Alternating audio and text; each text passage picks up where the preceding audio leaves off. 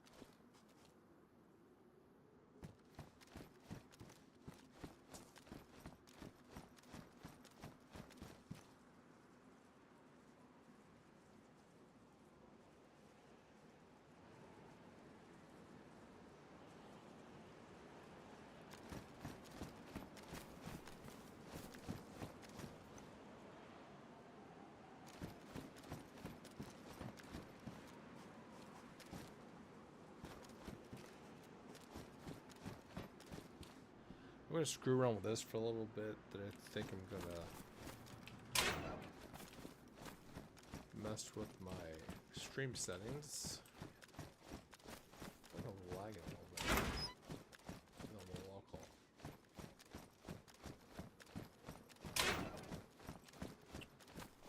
Oh yeah, the last. Oh, there you go. It's a hard hat. The last time I did this, I was working on the item sparkers. Let's see if my stats are still here. Default backpack. Good. Light carry. Good. Look at teleport. Default base.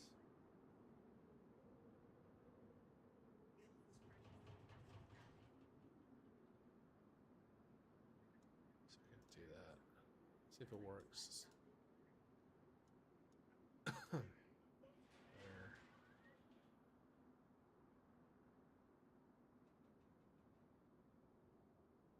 Teleport selected players. Yep. Go. First things first is gonna be to build some type of wall there, I think. Oh, definitely right there. You gotta block that off.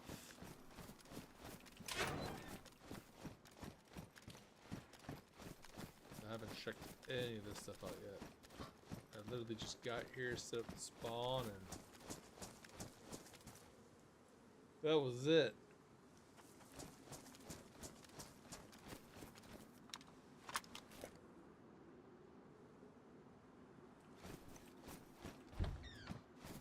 I think we should know how to like get up there. Just like hop up here. Can't jump at all. Why can't I jump? Right, do I weigh too much? Do I weigh too much? Can I hop over this? What the hell? Let me see.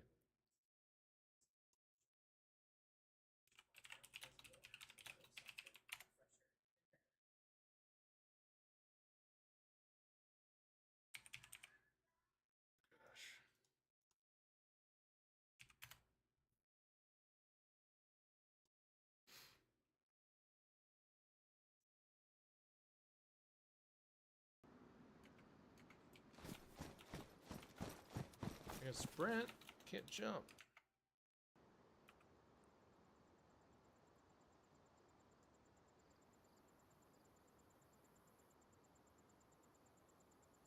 Just jump. Jump, climb, space.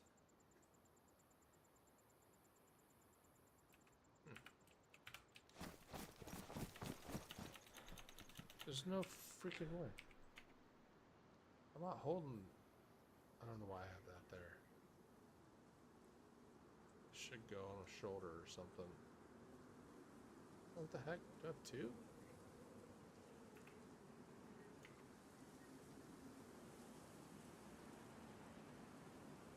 That's random. I have two of them.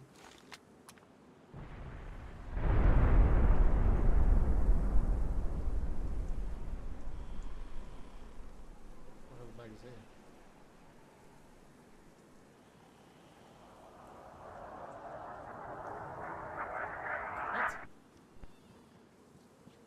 Freaking, that was a freaking plane.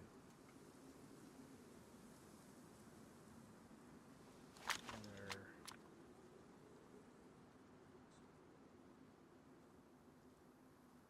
It's damaged. I'm holding one right now.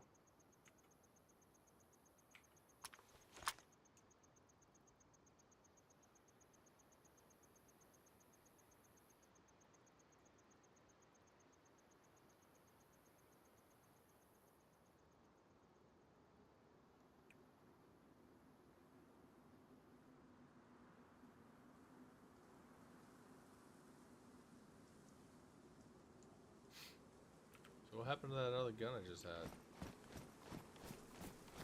Is it now gone? Got one there.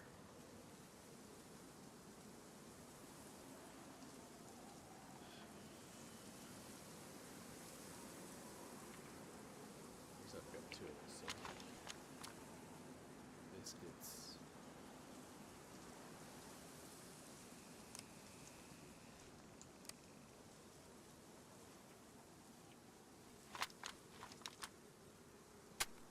That one has no ammo. So I need to switch these. That has ammo. 7. No ammo. This one needs to get dropped. That one's in my hand right now. This one needs to freaking get dropped. I do not need this one.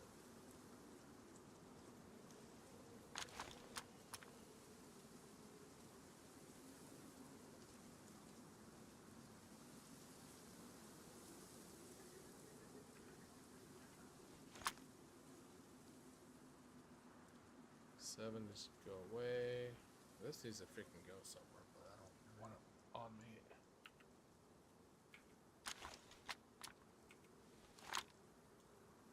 find a place to just ditch them, I think. This is trouble back.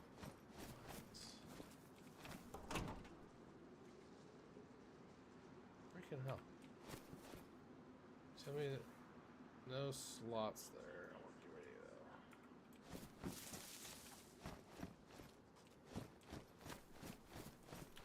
Still can't freaking jump.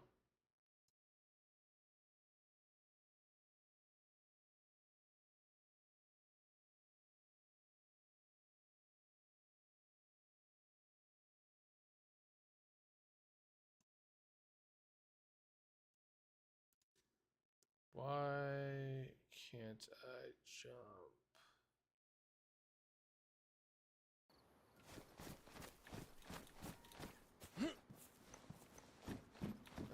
I vaulted over that thing.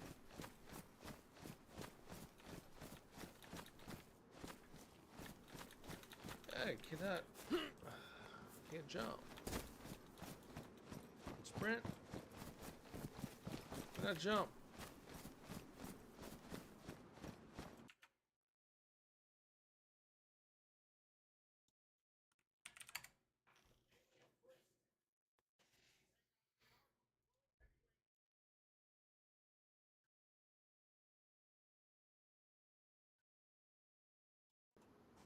Small bar. I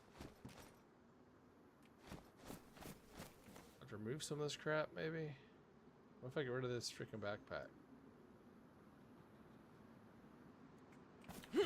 Ah, boy. That's why, isn't it? Too flippin' heavy.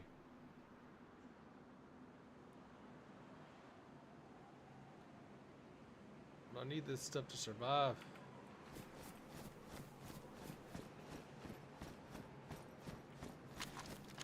There's any zombies out there. Oh.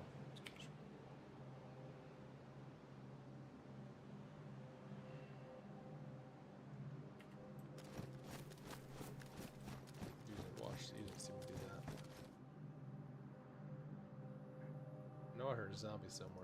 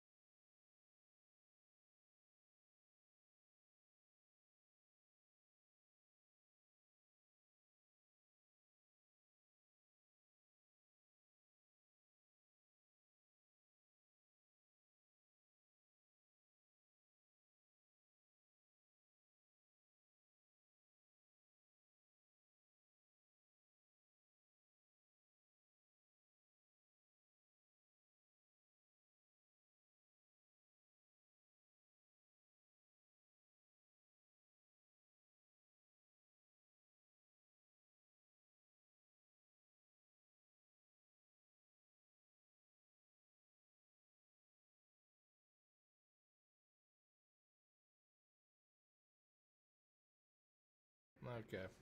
What the? Why does it say there's no game? Looking for a freaking game.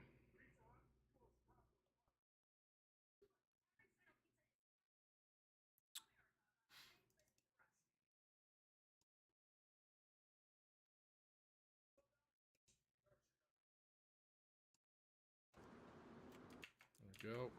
Okay. Let's let me find someplace to put this stuff. Spawn. If you place an item, I drop item. Daisy does it disappear?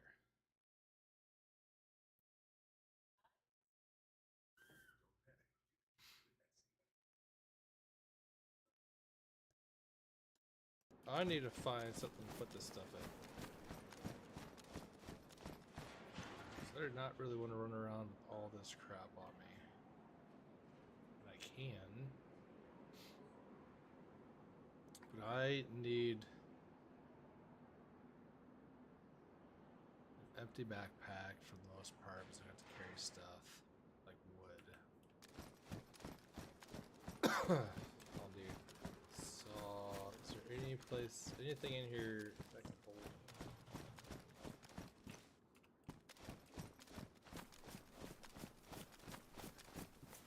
I can just ditch this stuff. Give me a freaking container. What is this? Is this something? No.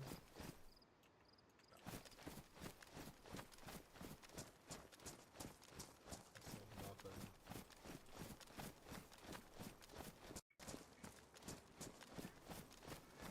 Maybe freaking something. Put this stuff in. I don't trust this being open. What the hell? Why am I lagging on a local server? Go away. Already explored it. Why is this lagging on a local server?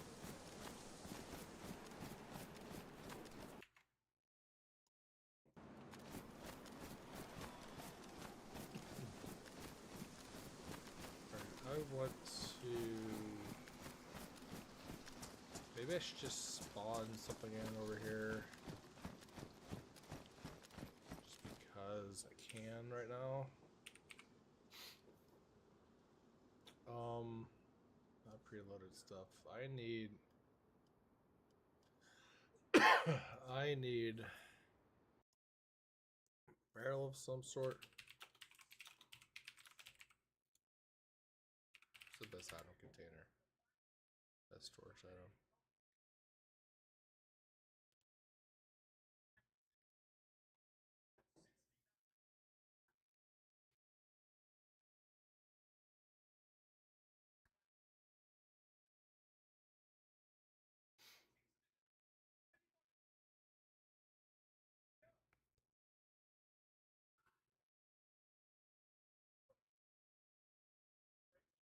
Freaking tent.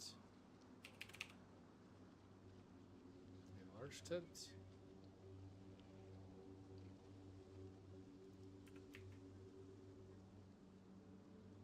Of course that was not going to spawn in my inventory. It's probably too big.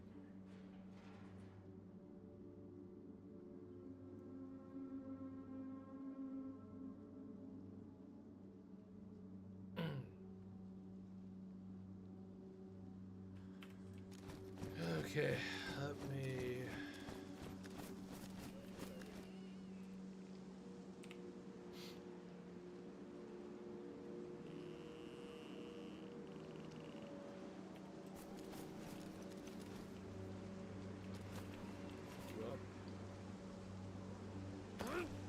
What the? I should have gone my freaking... Okay. How do I unpack this thing? Choose placements.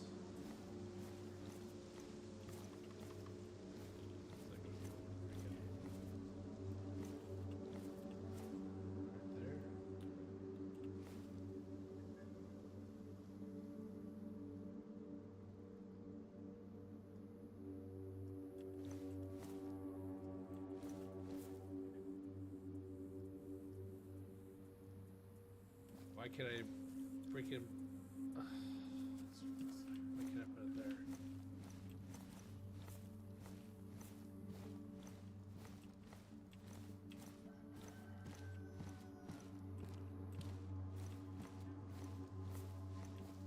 Where's the best place for this? I really want it right there.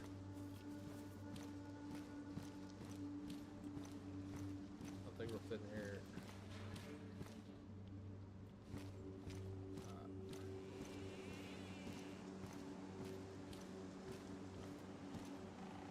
Can't fit on here, but it's kind of fit there. I don't like this.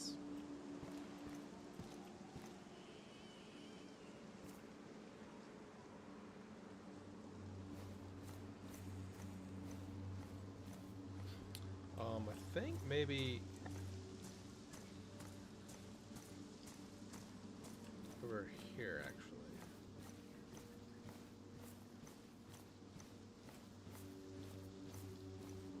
Not there, because a freaking tree.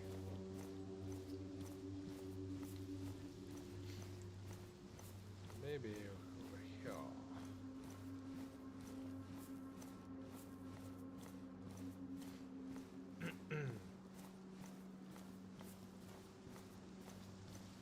Even though technically up the wall there. Right. Door there.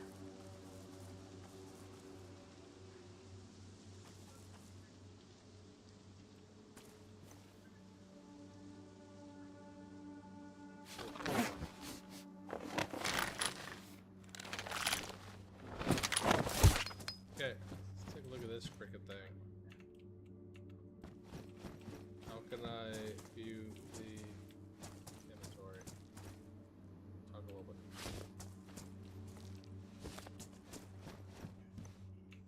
Oh, am I missing something?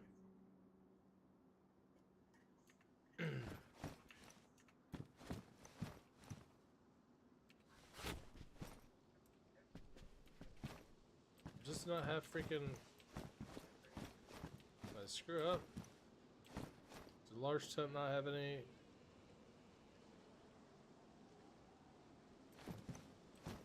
Can you not freaking store anything here? No. I need to dabble in the other stuff. The fire tent.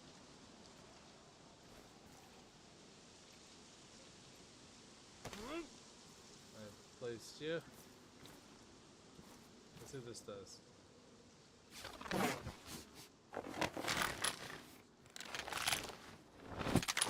Guard tent. Oh, boy. That's 500. How do I pack you up?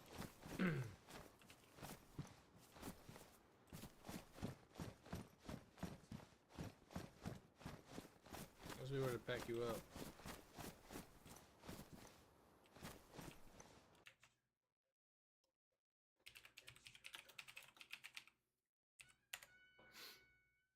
To place and pack up a tent.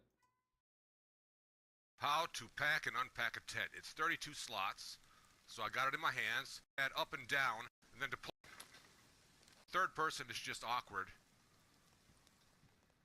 And hold square. Make sure it's empty.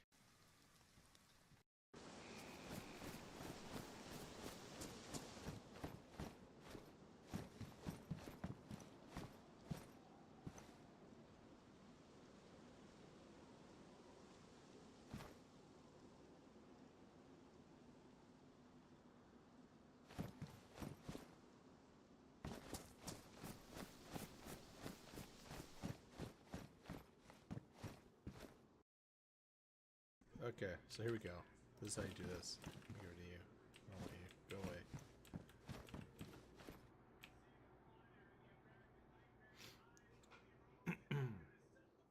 Okay. That's how you do that. Over here. Wait, did I? Where's it in my inventory? It's not in my inventory. Just on the freaking ground over here. There it is.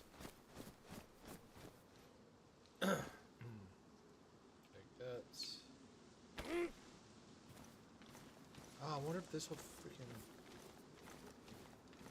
Oh, this is such a long walk.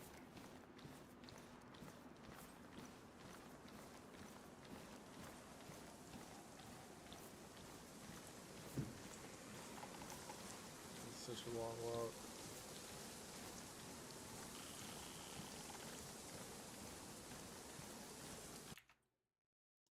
We're gonna update this. Go back.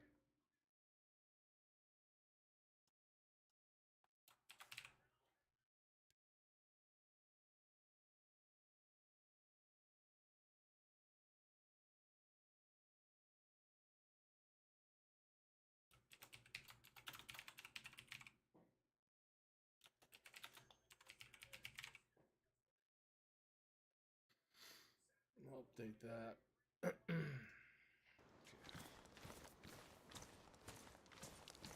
want to see if I can put this car tent in here. I don't think I will, but yeah, freaking number. Oh god, yeah, that's too big. No.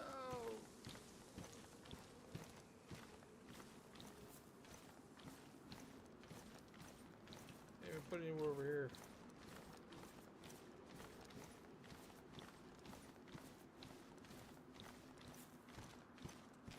What happened?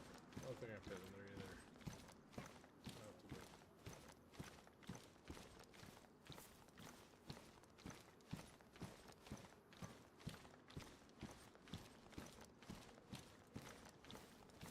Ah, yeah, I gotta run back, I guess. Unless there's nothing over here. That's that.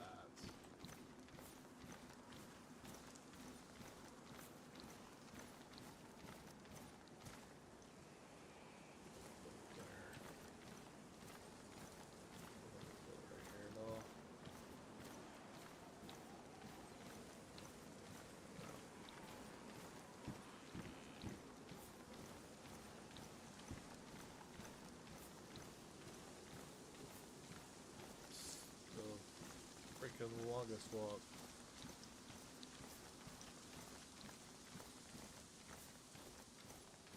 What does that mean?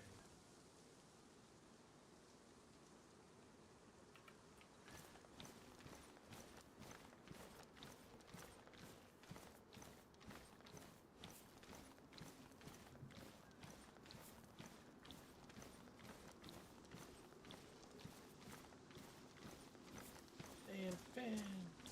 Valor. This will fit in here. Pretty big.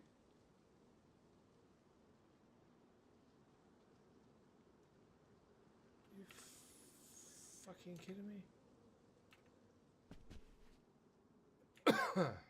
Jesus Christ. Let's get in there. Be at the very bottom. I don't care. Okay. I need to put a lot of this stuff. It's fine.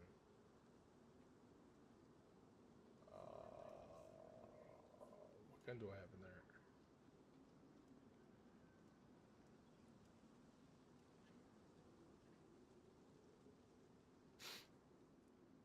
I have this Deagle.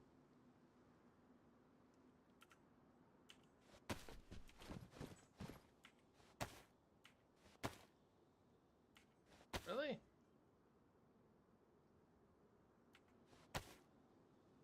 Oh boy, that sucks. Fine then.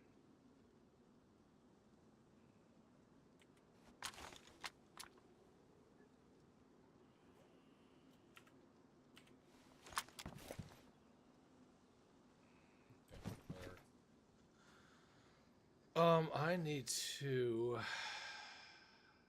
dump some of this crap. What's on the tactical belt? Deagle. What? I don't freaking need it. I need to keep this stuff.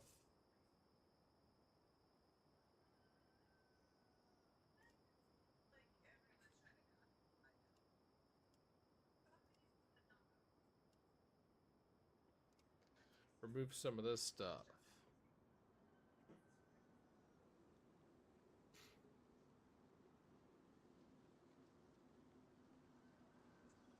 Does this all count towards weight? Do not put that there.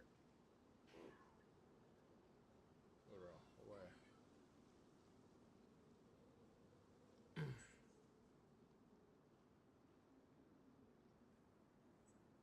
Like crap.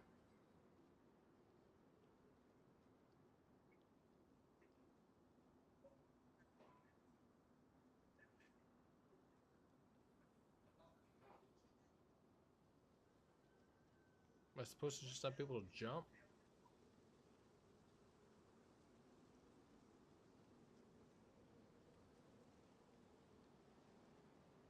I don't have gloves there. That's still not random.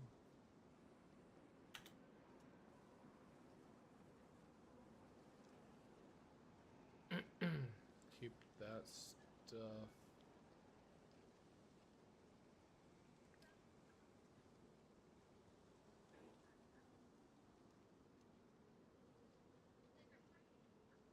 Like, what am I supposed to do about my weight? I'm fully freaking loaded.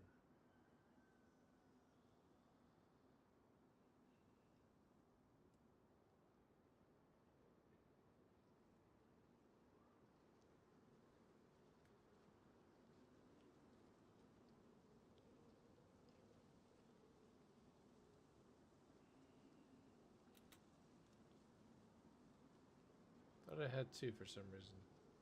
It's fine. Manage.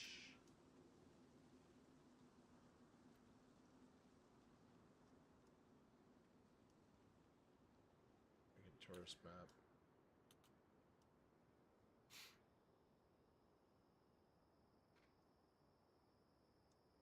Tripod. We're wearing gloves. I want to see something real quick though. I'll take this off, right? I can't a whole bunch.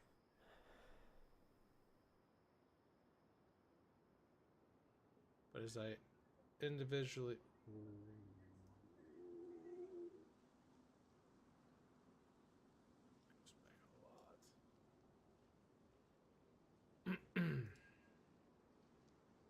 definitely need that stuff.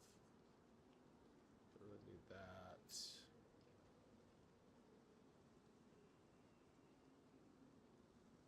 This will hold her with no gun or no, yeah. We'll stick this freaking ruined.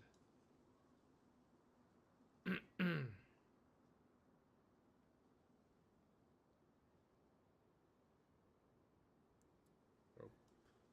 Okay. I have a rope actually. Picky pots. Let's just put all that crap in there for right now.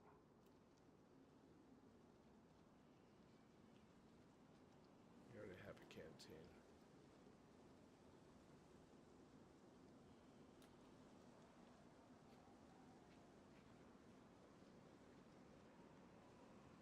Take that stuff.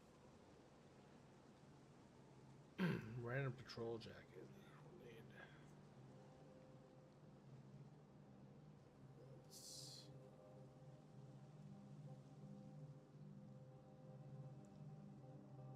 I feel like I need all that crap.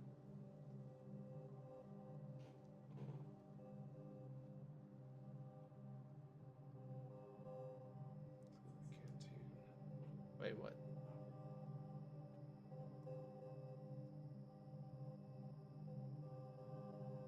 Knife.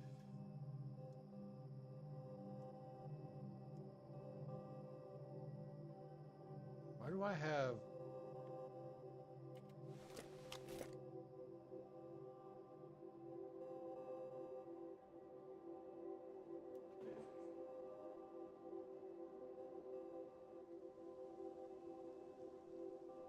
It doesn't hold a canteen though, which is kind of annoying.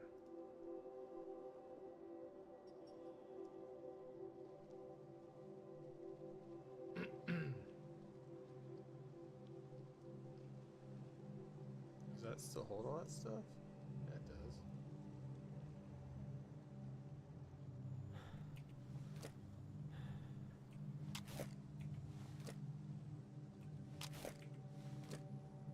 That should be fine.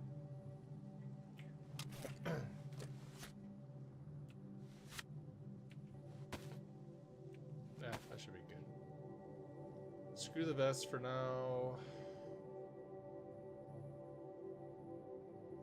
I don't know why it would let me set that there. Oh, unless because I'm carrying something? I'm not carrying anything. That's a freaking need.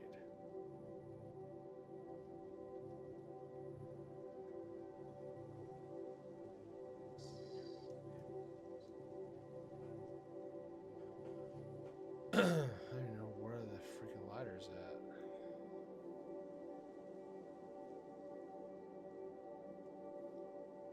Oh crap, I still got this freaking gun too.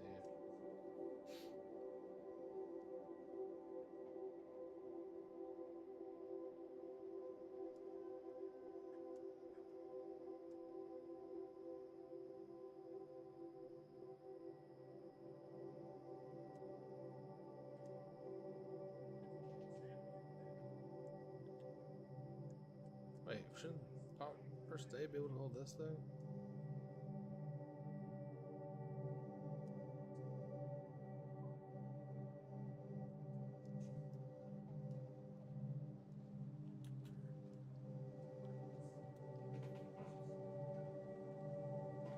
Stuff I don't need. I mean, it'd be nice to just put that there, that back, push close back.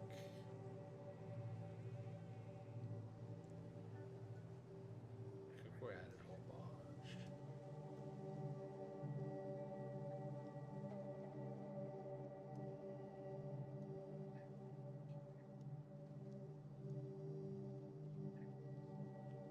This.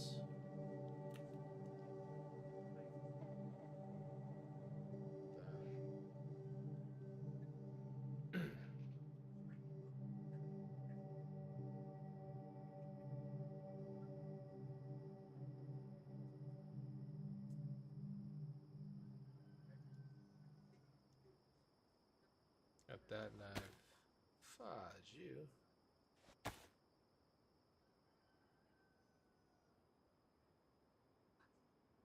think I'm good. This added a whole bunch of weight though, didn't it? Yeah, shit. What the hell? Did I get nighttime? Fuck.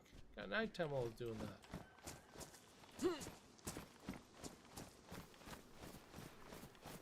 I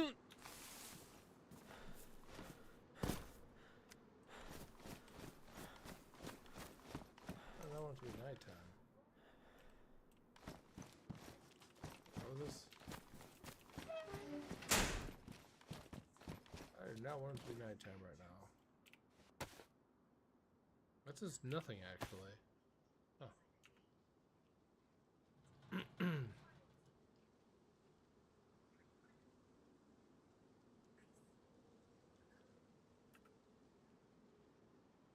That did absolutely nothing.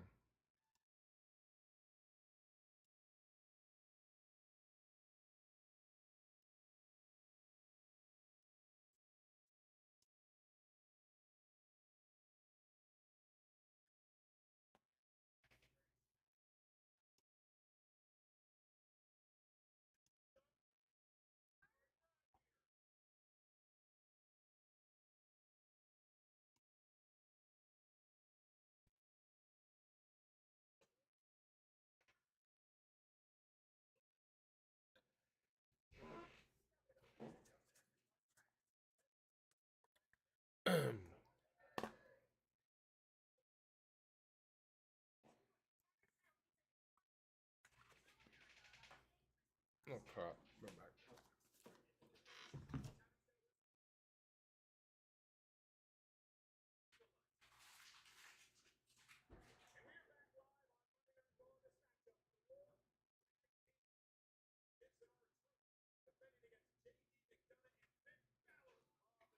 Missing our truth. I did not see Monday Night Raw. Okay.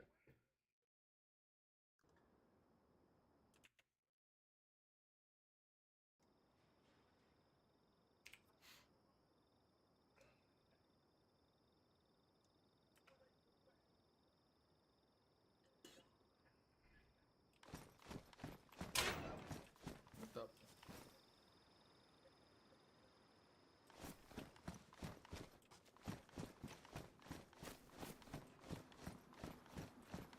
I need to explore some of these places now.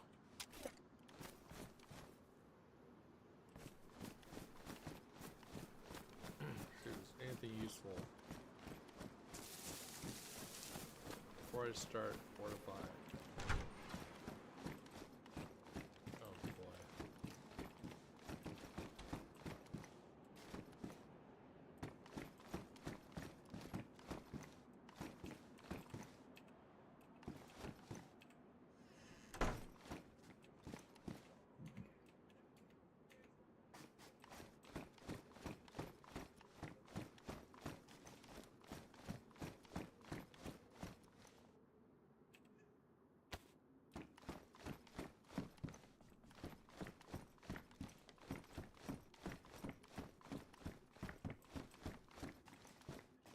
Nothing else?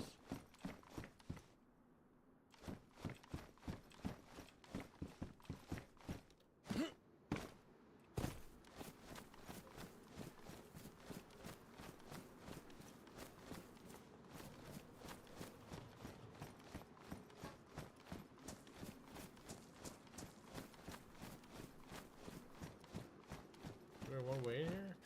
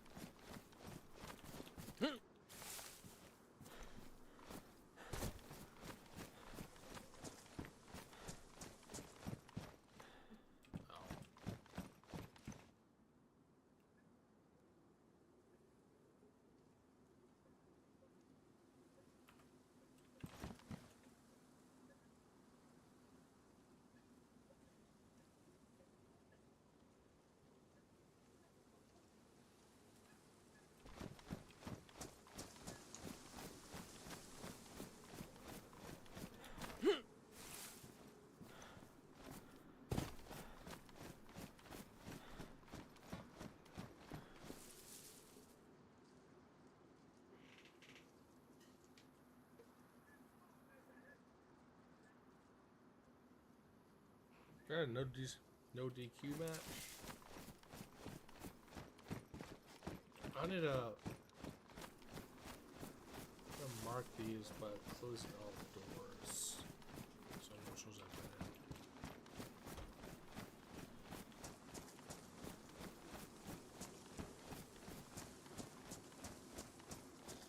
in. No!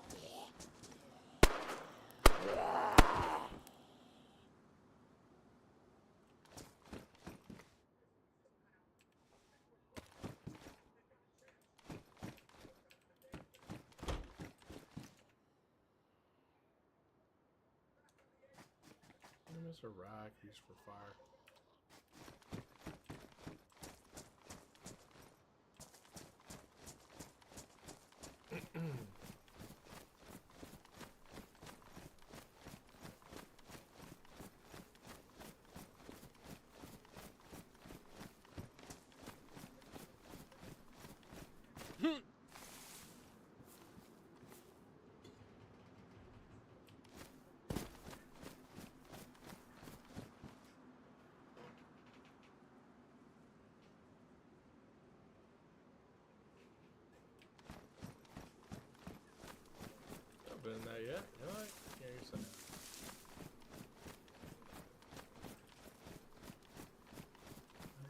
Nice.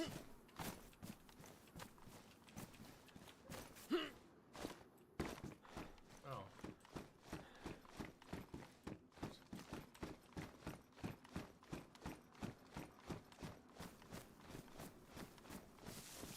Is there a way into this thing? No, there isn't. What the heck?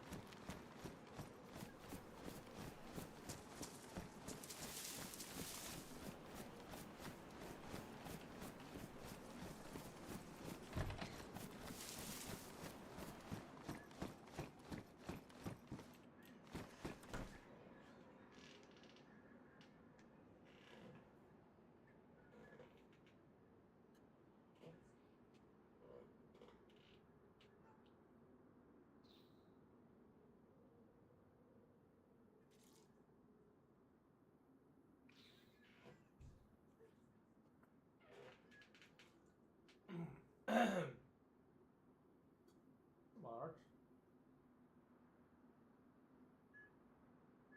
Come on.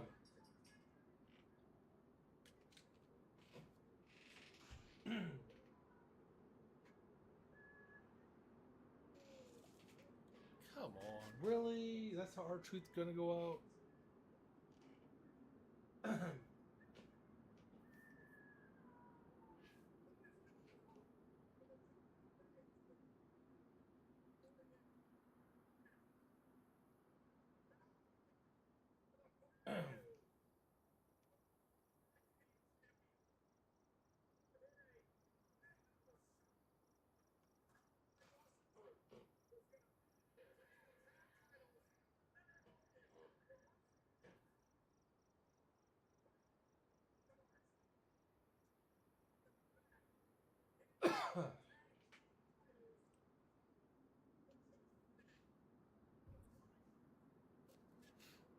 Okay.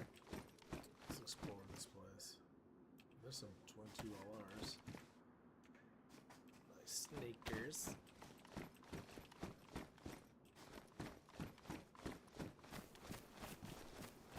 Go upstairs.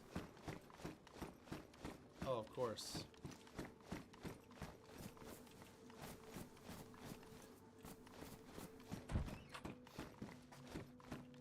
Some suit pants.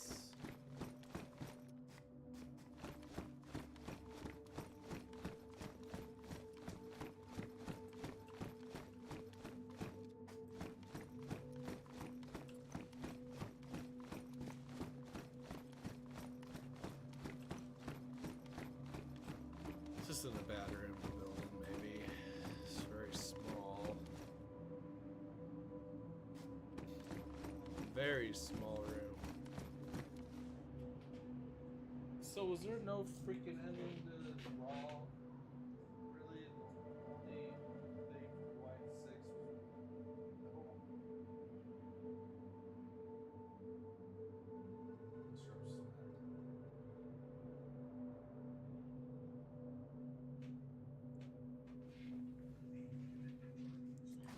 Okay. So this building kind of sucks. Defendable. Put something there to keep the zombies out. Oh god, such a long door outside.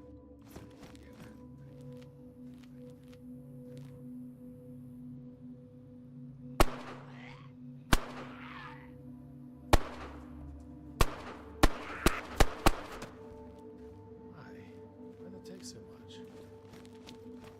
It should not have taken so much.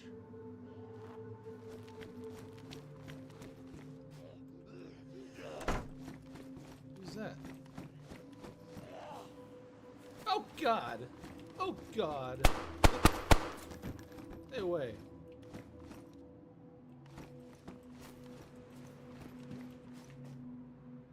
Oh, look, a badly damaged potato. Oh, I need to fortify all this. I do came right through there.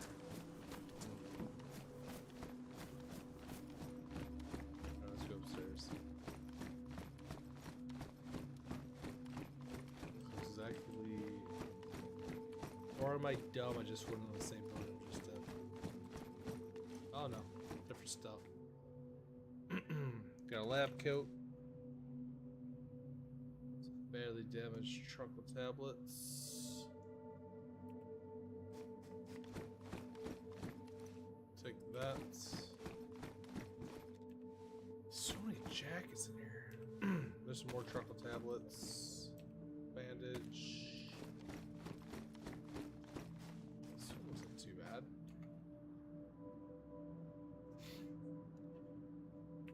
Go dump this off my tent.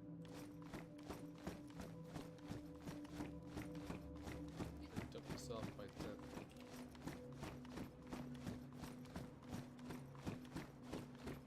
Oh God!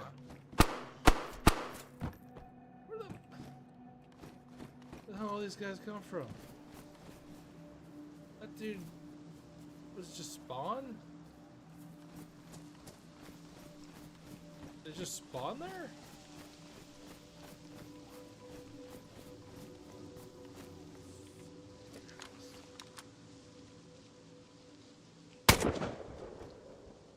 Ah.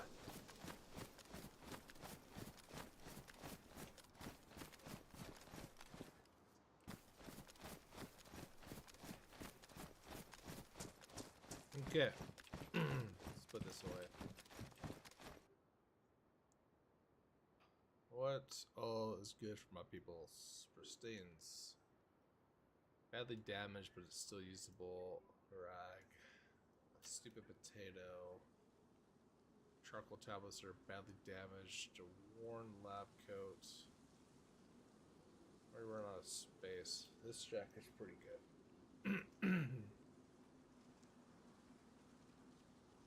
That jacket's pretty good.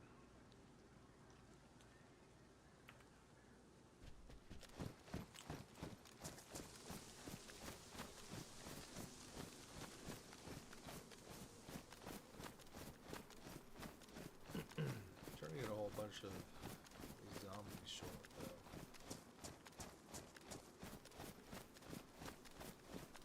though. This has been explored. Cleared out.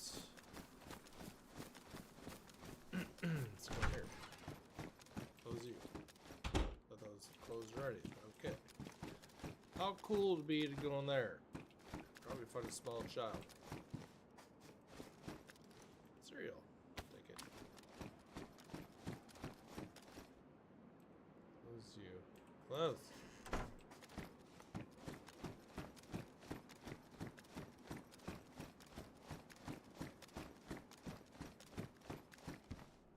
More pants.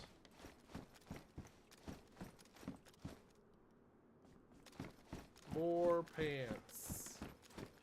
Nothing else.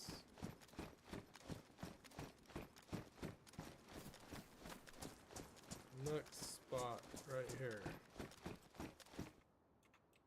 Which I sure still don't remember killing that person.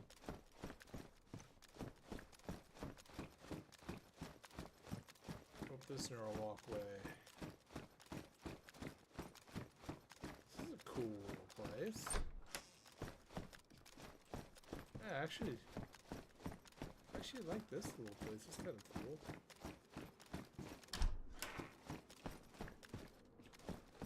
Nothing in here, but it's pretty cool.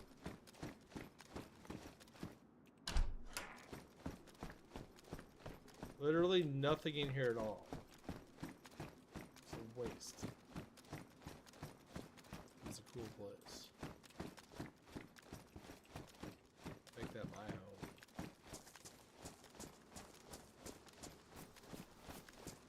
You are locked. Next spot. Yeah. Another open door. Any zombies? See none. Close. Oh, close, bro. Let's go up. Nothing really there. Do we have anything up here? I swear, there's more freaking clothes. God, there's too many clothes.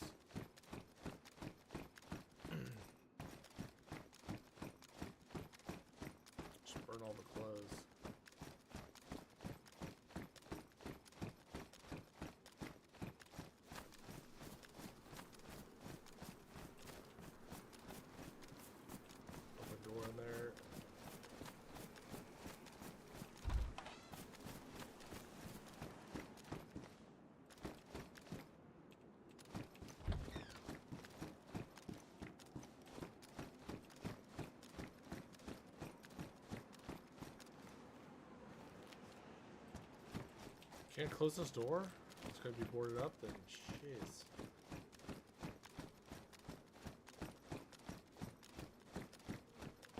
Oh, look at this place.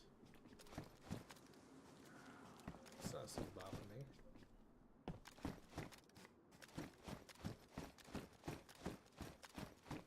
Oh, and then nothing at the top.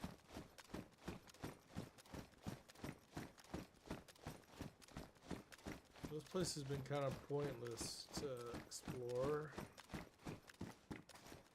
Takes me outside.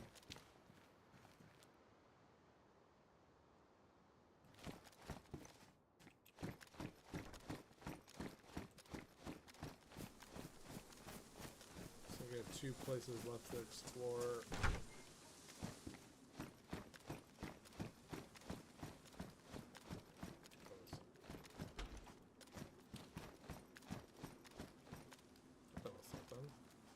More freaking clothes.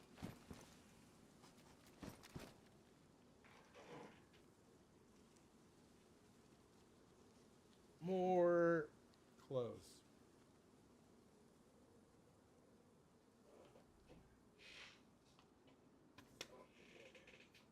I don't need all these clothes. Unless I build up a normal society.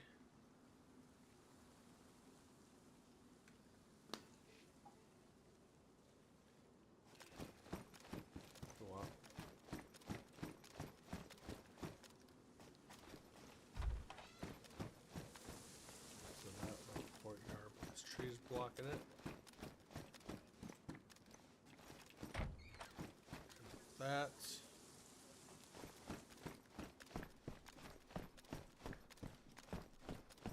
Can I stove? There's a stove here.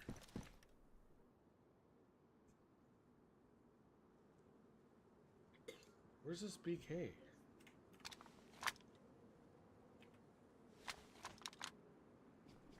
Is it? Where is that BK? Is it in there? There's no way.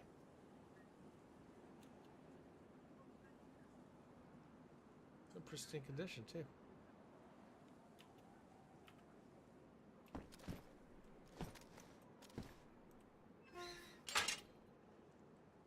It's still right there though. I need to get rid of all this crap.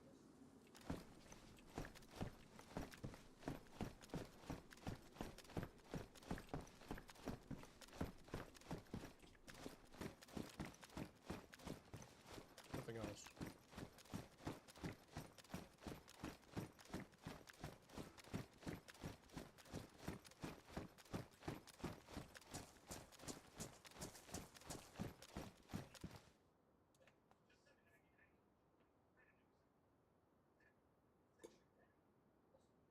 Should get rid of this thing.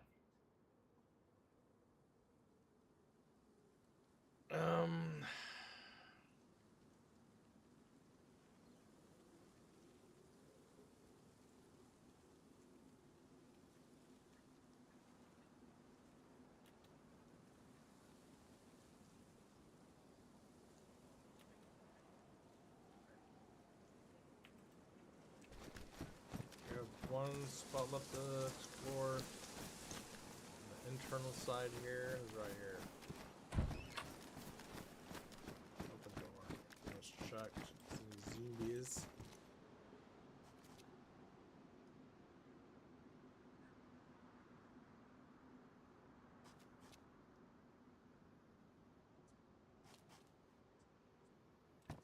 Must be a way up there.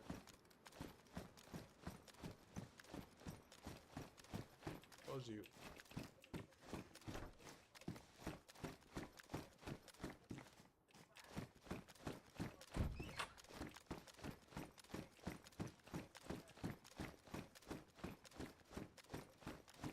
Ah, crap. This needs to be boarded up.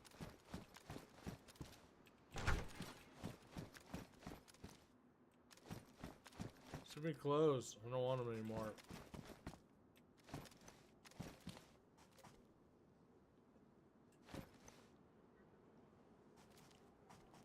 Wait, so can I cut this maybe? I don't think I have my pliers. Apparently not. Ah, crap now.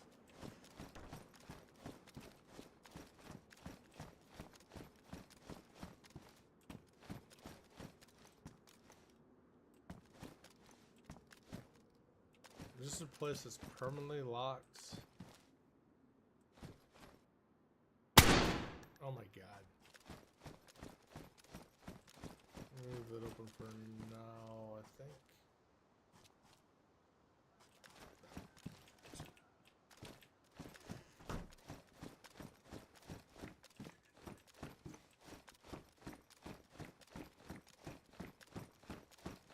Go out.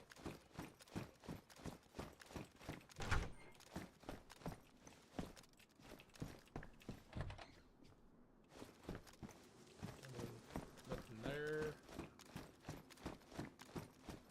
I barely found anything in this whole complex. Just one box of ammo, 22 LR. Way too many clothes. Oh, those are pristine sneakers. Anything that's not pristine.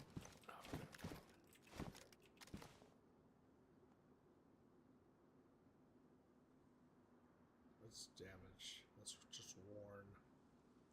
Keep that. What was that?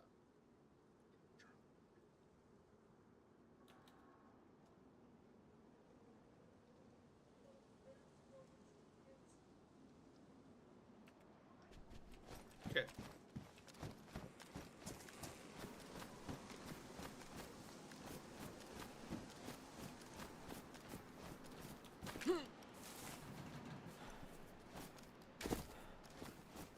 I didn't know the tents.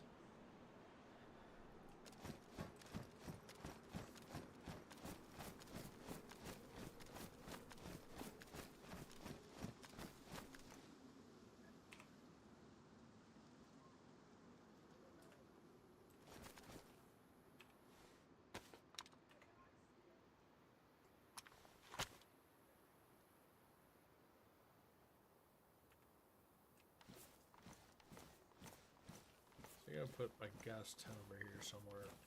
That's me.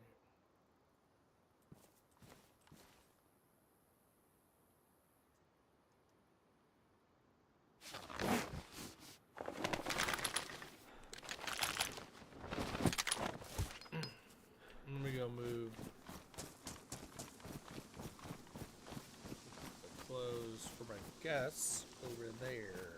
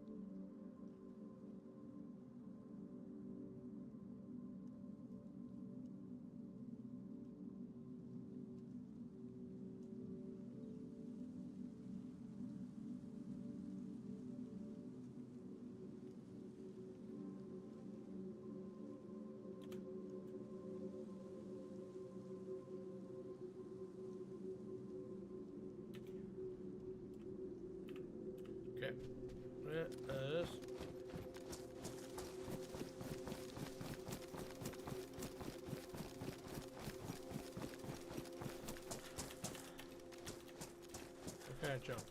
Jump.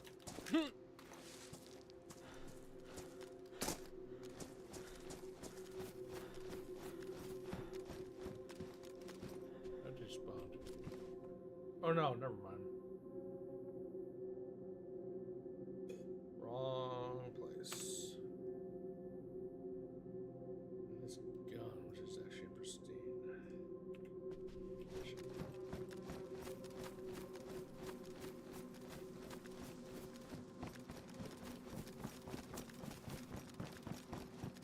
Hey, why isn't this open? Did I explore this?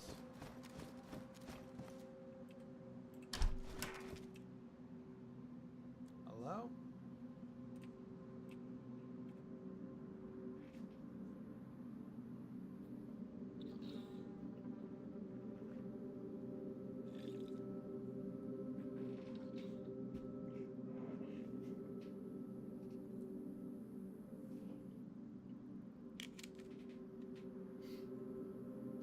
Hello?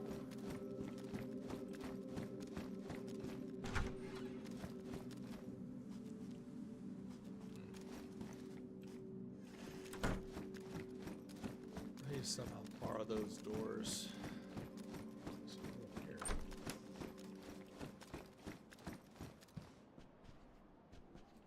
Make this my study.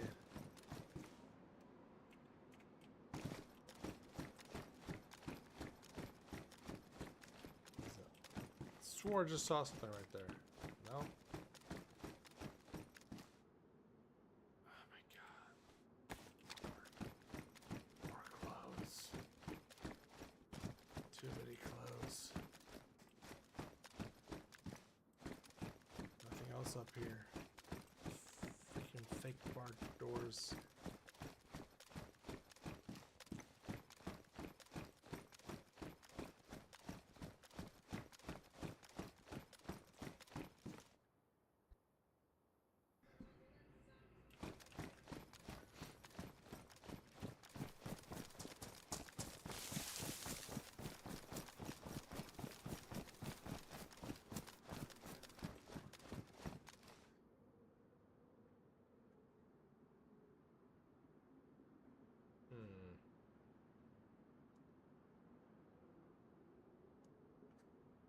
This is damaged.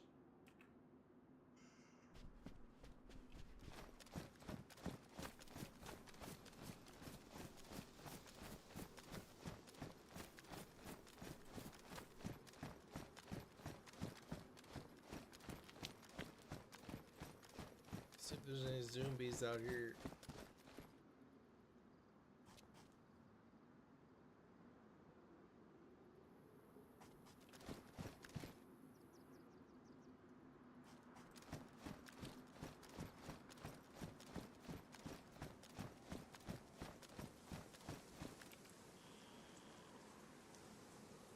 Where am I at? Here? This is water.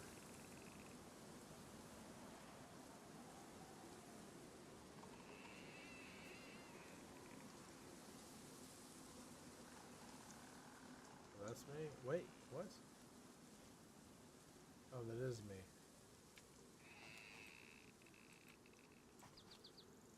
Wait, that's a hospital right there. Let's go explore the hospital.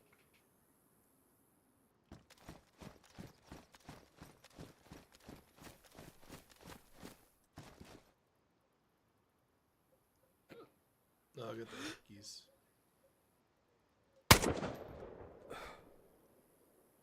I got the hickeys. Wait.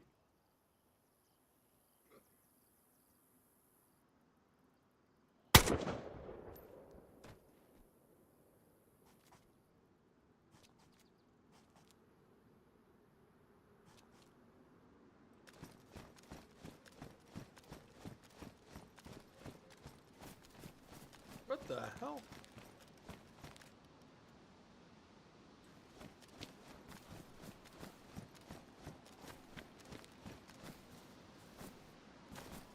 I'm lagging. Why?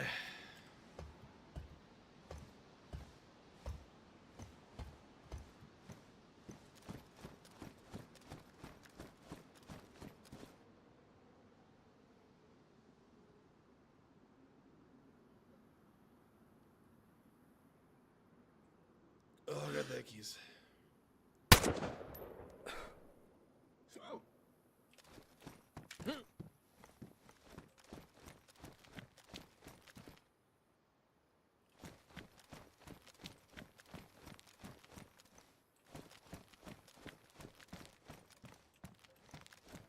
Apparently this is the freaking hospital. This is my little compound. What's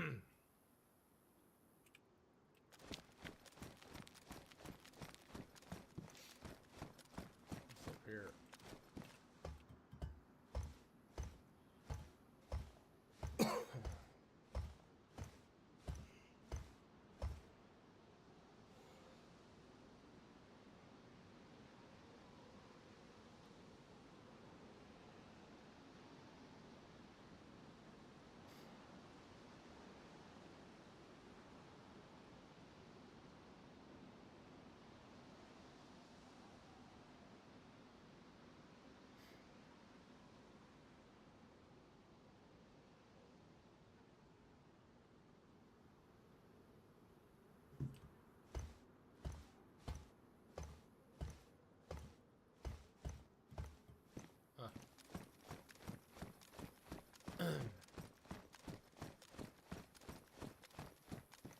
Okay, it fell off.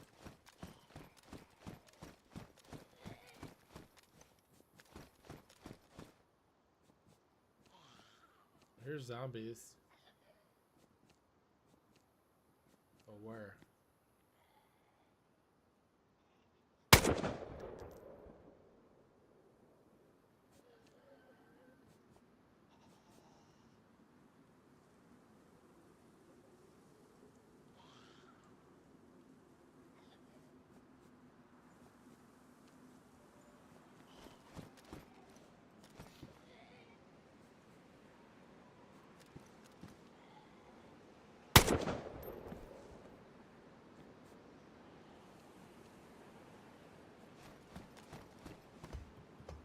Probably nothing up here.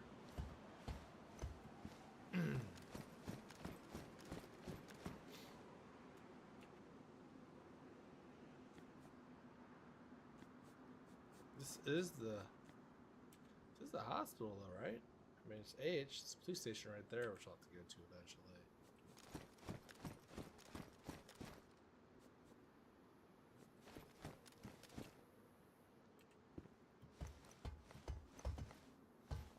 But I also need to fortify my place.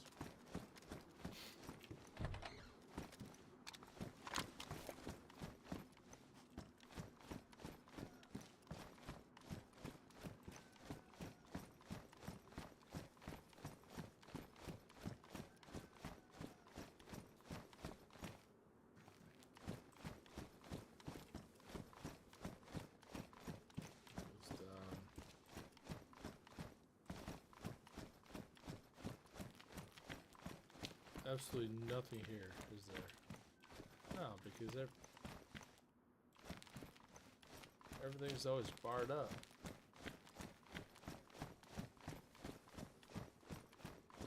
Just super annoying.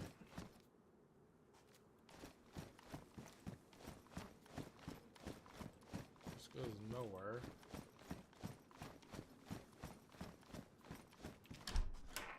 This just takes me out. Is this a hospital or not?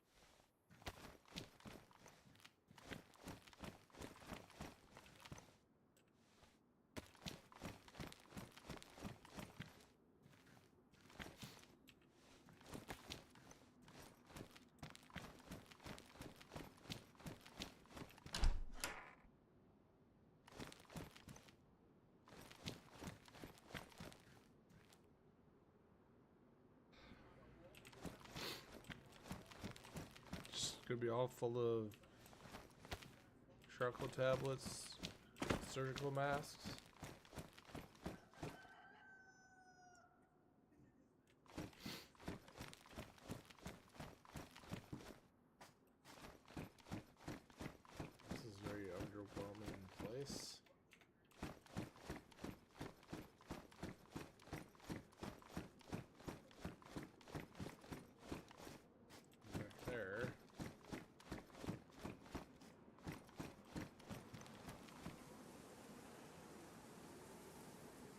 hiking bag, backpack.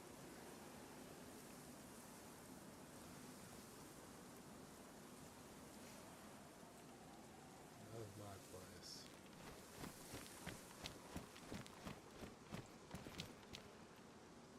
Backpack.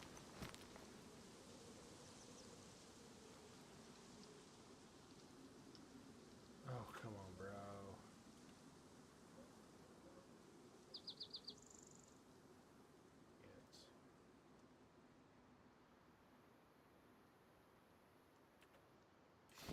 It's still in the back.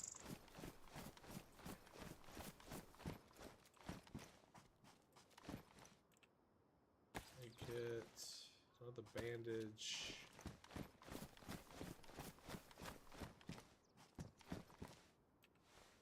There is some ammo. Oh, no, I gotta complete the whole medical outfits. You up here? No.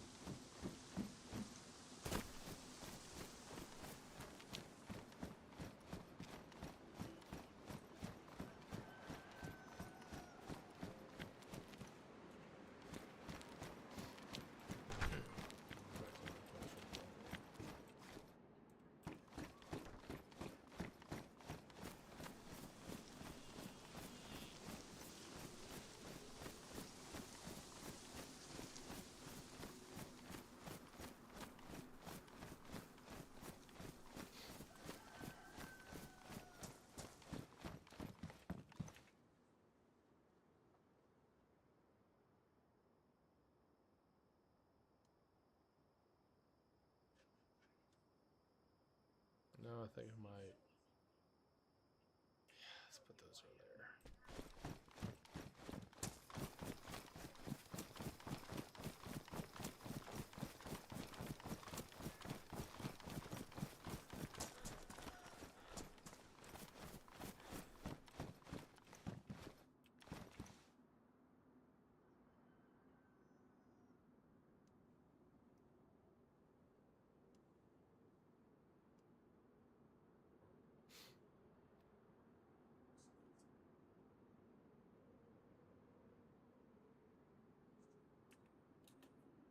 What the f-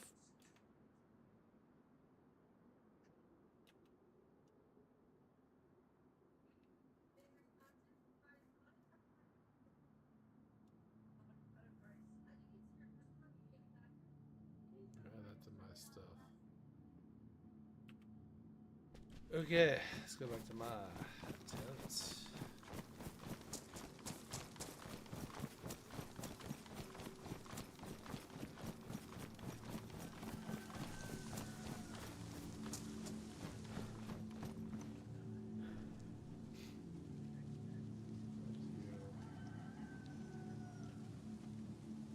Why do I hear roosters?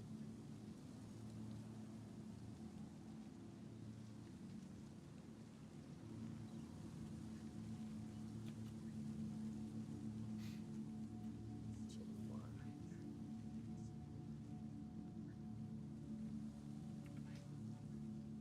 I don't know why I keep hearing roosters. Why is this equipped?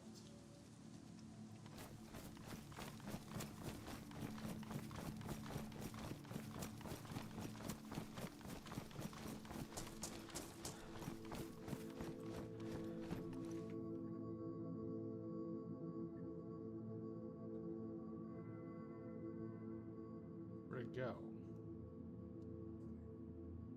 Disappeared? Bro.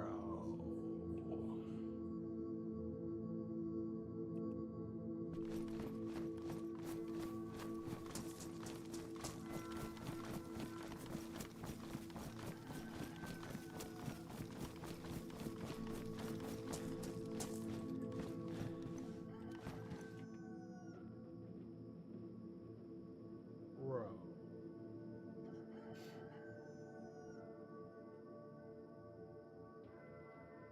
I have any ideas.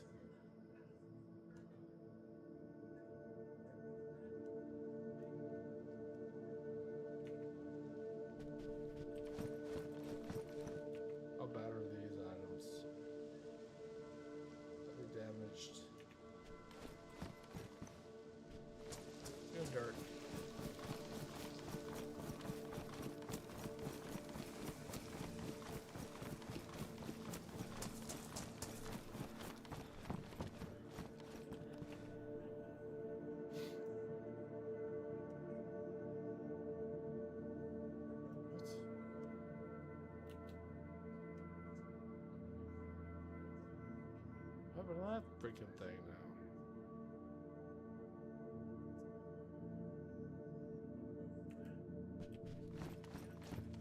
Kind of buggy, eh? Got myself in here, bro.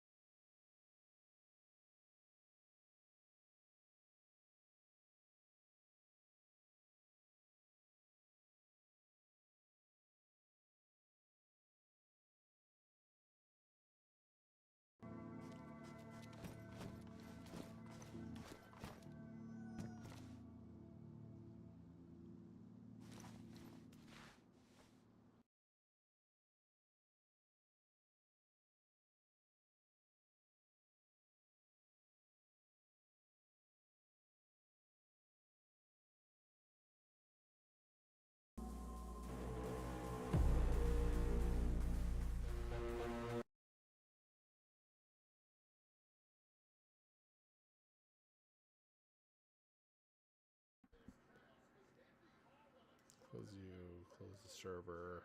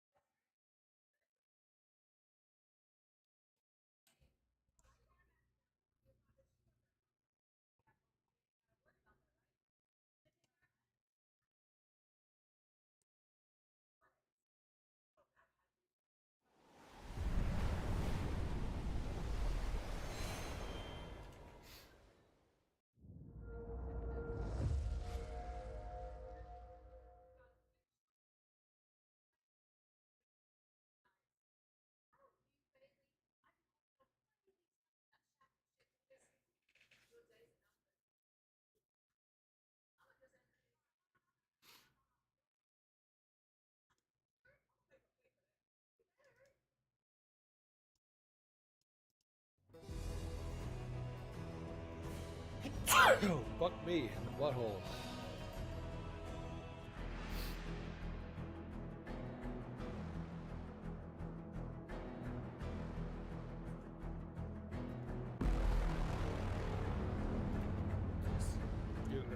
little bit.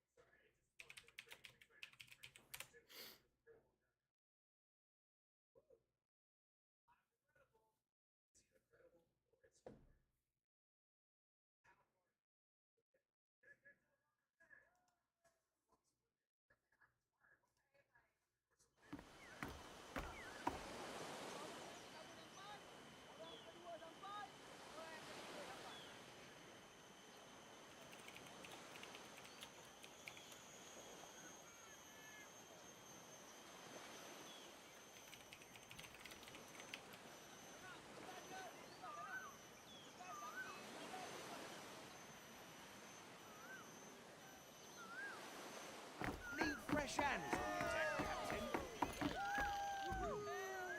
Alright, let me go do this real quick.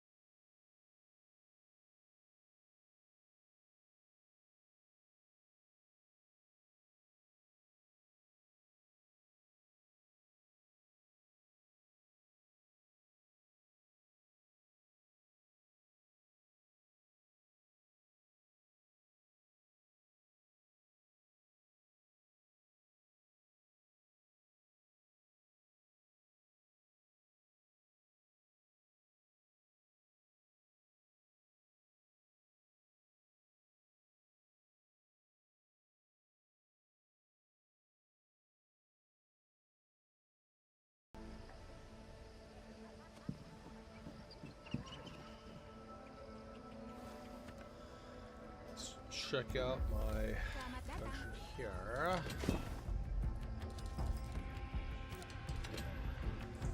Freaking money so bad. Wait, what do they have? Fucking hell! I only have 577 fucking silver. How the hell that? How the hell did I manage that? I'm not even gonna be able to fast travel there. Bro.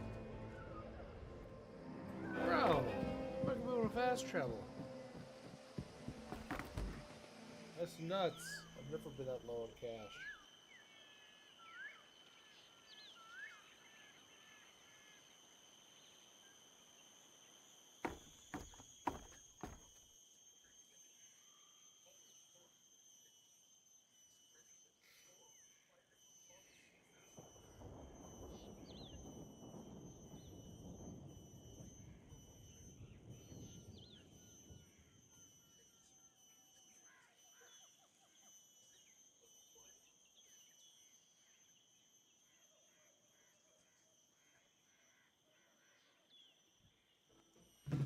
Holy hell. Should probably start doing my World of Warcraft. Yeah, I should probably start doing World of Warcraft again. Son of a bitch. I've done it so long that it's brainless to use aggregates. I am happy Rahmat told the DMC and the Orankaya what happens when you I are have like no dishonest. money. I don't know what We I are did all last shit. time. But be honest. Holy crap. I have no money. Bye bye, big shot. Probably still a day left on these. Except for that one. Son of a bitch.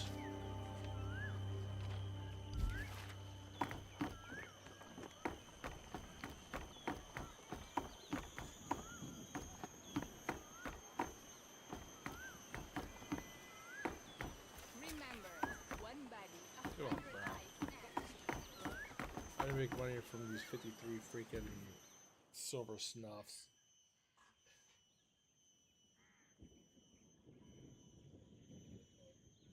Growing your business or Oh, God, it's so bad.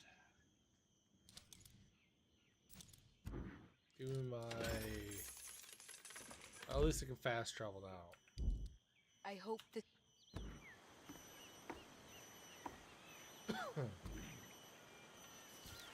So we fast travel to you. Oh, I don't know how I got so bad at that.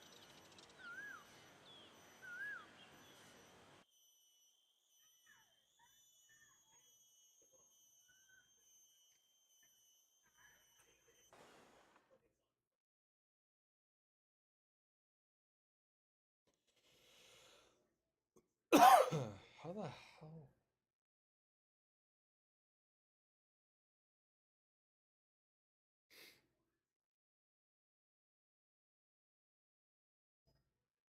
Oh my god. Dude fucking drowned while mowing his lawn. Holy shit.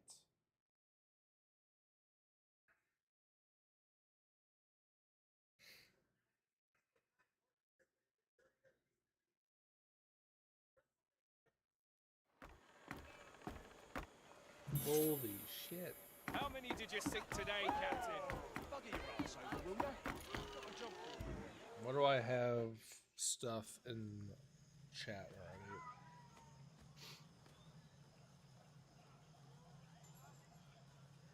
Oh, I need to extract my video and stuff.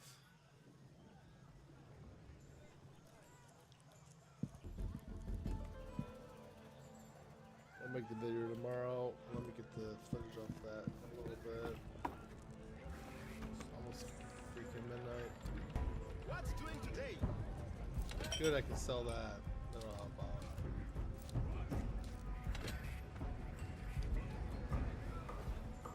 go sell that crap now.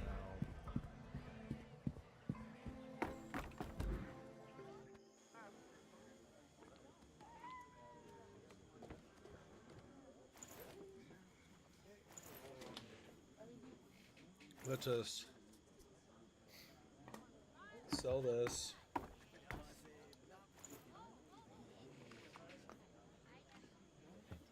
Then I'll go sink you. Ow.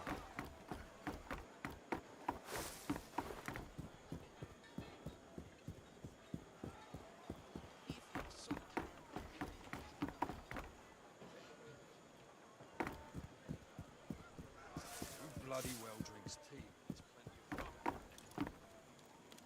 Skerlock is a good Roman client. Reigns coming back. As you can imagine, the pirate round brings me a lot of interesting things to store. Always room for you.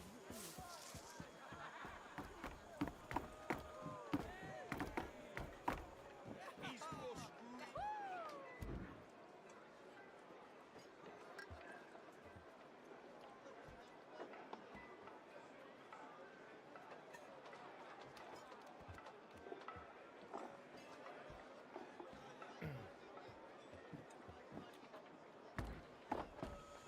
Captain, you're the...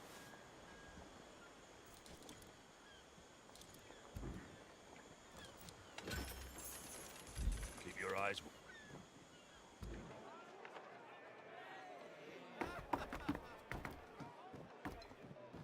I know everything there is to know about Saint.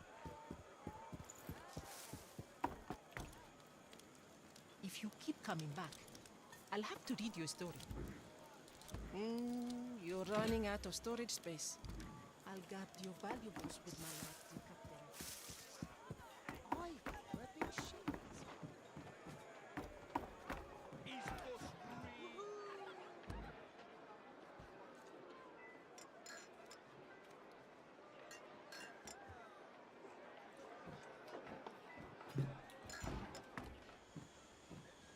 I'm gonna pause on SmackDown. nothing looks new. like.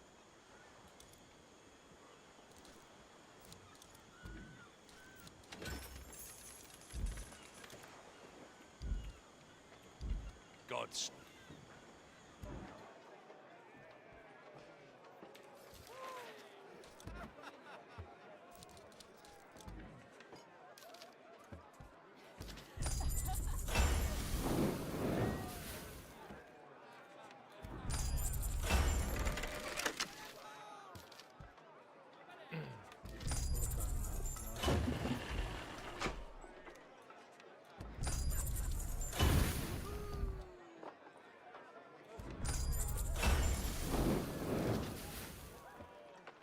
So screw those.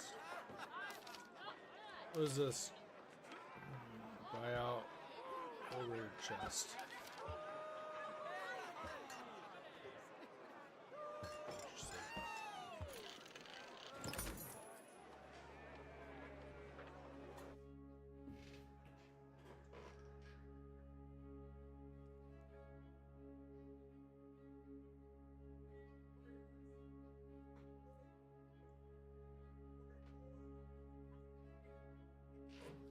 Wait, did Logan Paul wrestle tonight?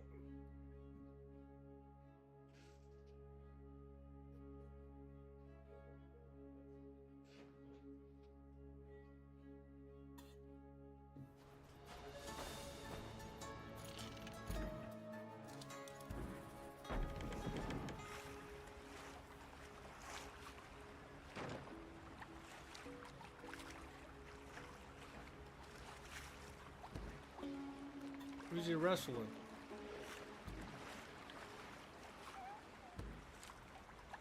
Oh, LA. He's wrestling LA Knight? LA Knight's been buried for a long time. Yeah, I don't know what that means. I don't care. I don't know why that never goes away. One, escape. I don't know why I just did that, but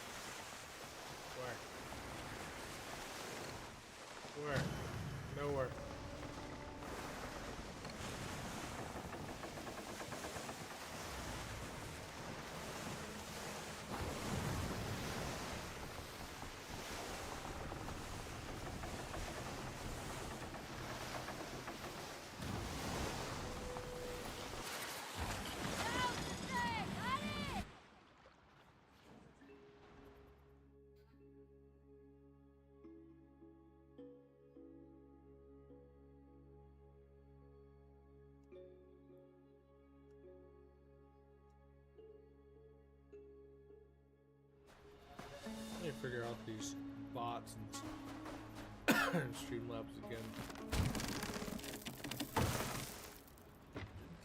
Wait, it's just inactive.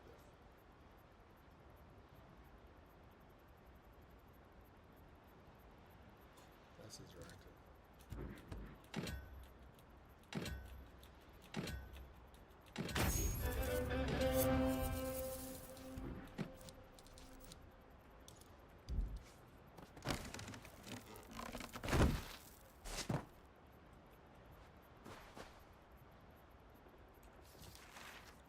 Another trip through the No. wretched sea beckons.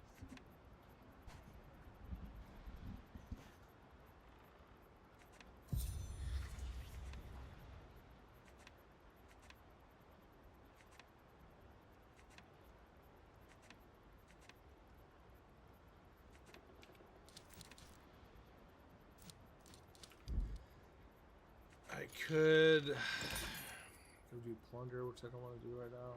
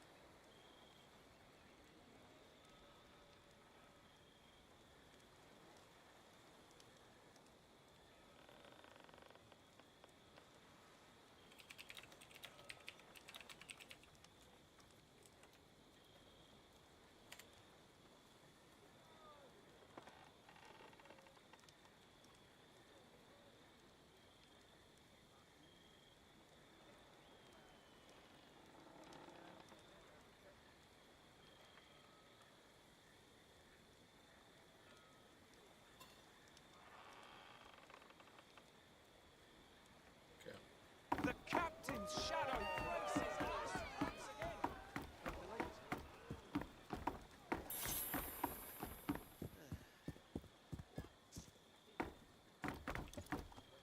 Scarlock spoke to you. That has value, maybe. But do you have coin?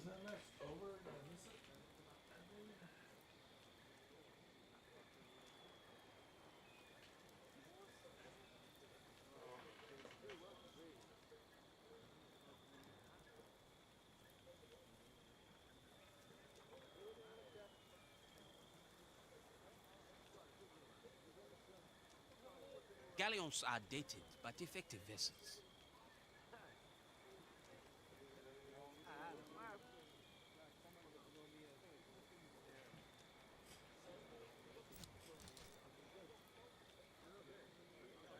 Oh, I'm just thinking about some more twine. It was an honor serving with Captain.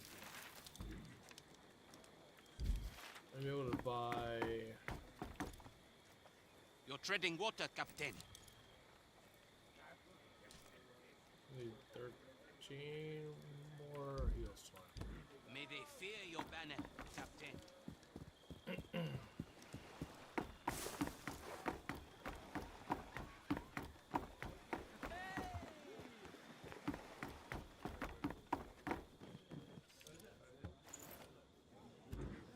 How's that job coming along?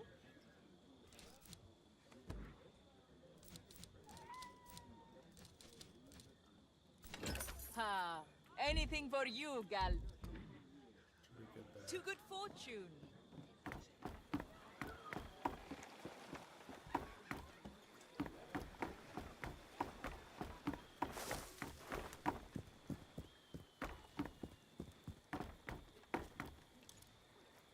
You're treading water, Captain. Rubber and torsion springs. May the weak drown in your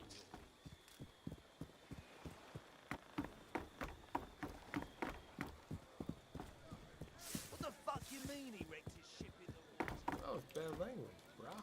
Skerlock is a good client. As you can imagine, the pirate round brings me a lot of interesting things to store. Wait. You're running I out should of see if I storage can make space. more Your enhanced patronage weapons. is an honor, dear Captain.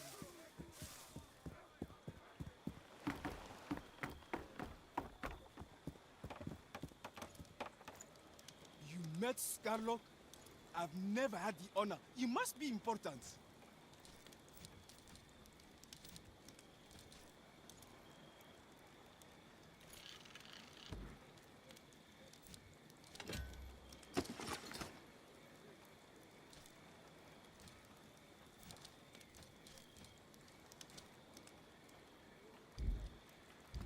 Pirates never sell themselves short.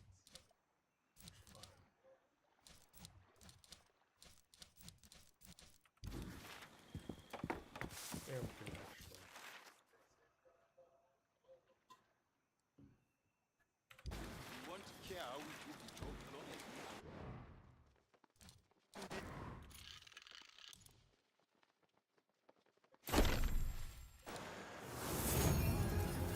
Oh, give me helmets. Umbral wheel. What the hell is an Umbral wheel?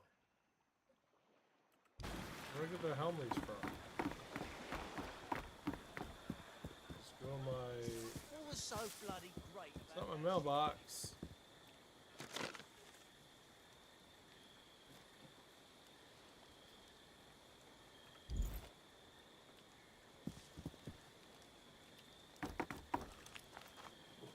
If you keep coming back, I'll have to read you a story.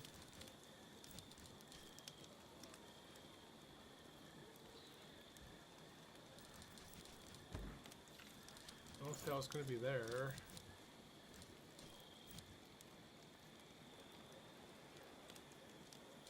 Did it not just say I had an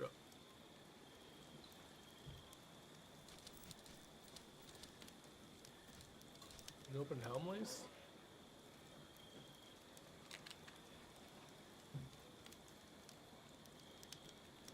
I'd like to sell again. In Zanjiao. Did not just say I had open Helmleys. What does it look like?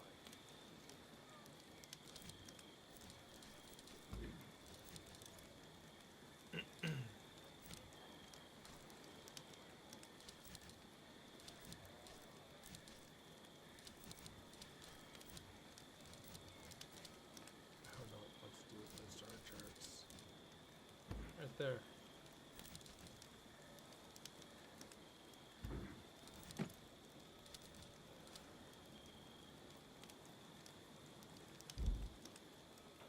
I'll guard your valuables with my life, dear Captain. Where's this one's map?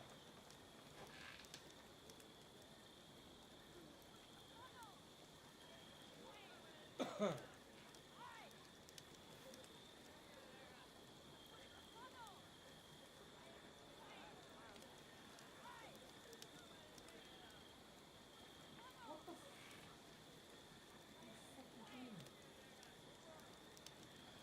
don't know why people always trashes now on Roku.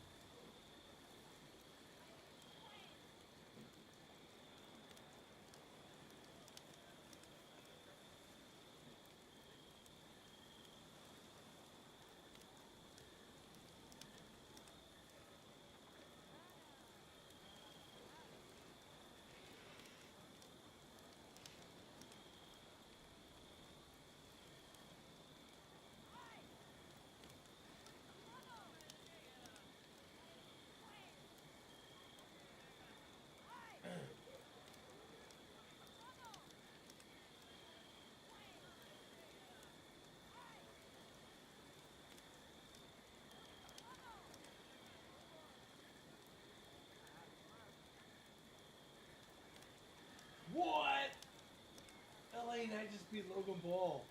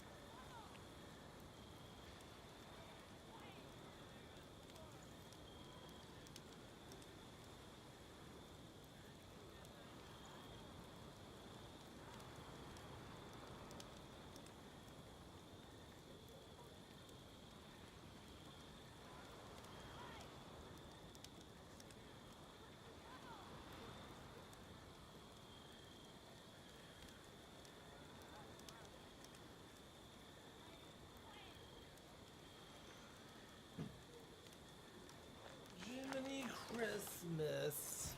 Okay, what am I doing? What was I doing?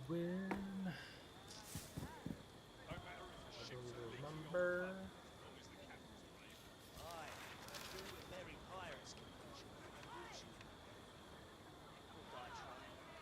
Oh, I could do the open house, right? Which one of these? That one, maybe? I should go somewhere. I should go that way. Let's do it. I think that's the trade route right there that I want. Got too many along the other side.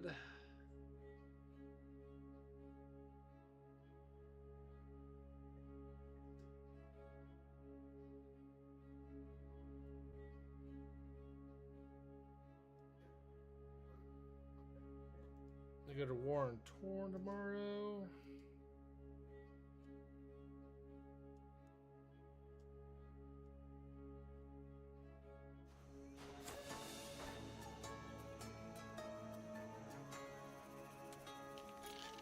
Let me see if that's how that works.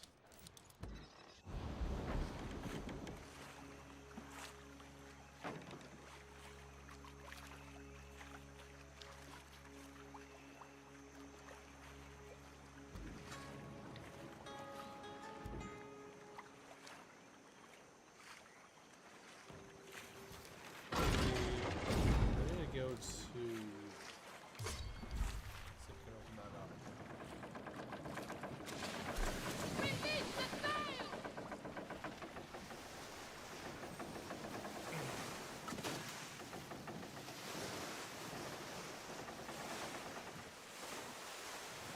Oh yeah.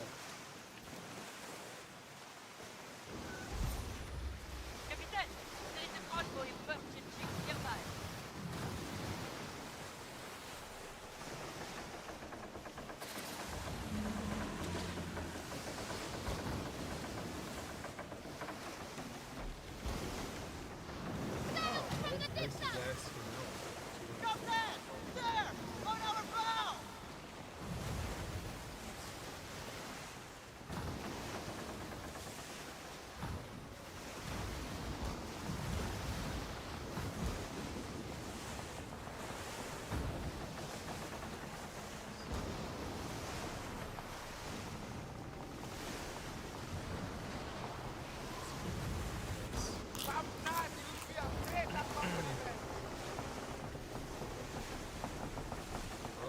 replaced it, but it's taking me forever to try to There is a shipwreck ahead!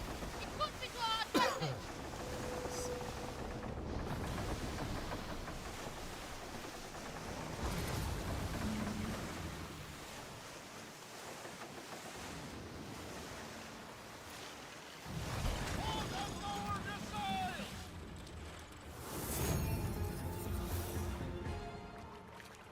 Oh, I got that.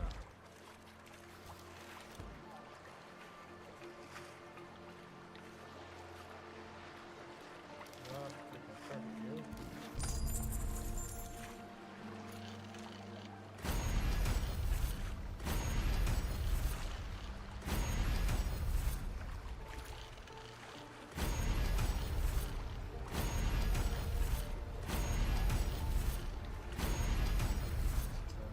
It's fine. I don't know if I have a ship available. I do, actually. Oh, shit. Not have enough to freaking fuel this, though. Yeah, I don't have enough money to fuel that thing. So, we'll be fun. So let's go to the finish off this. So I got full treasure out there.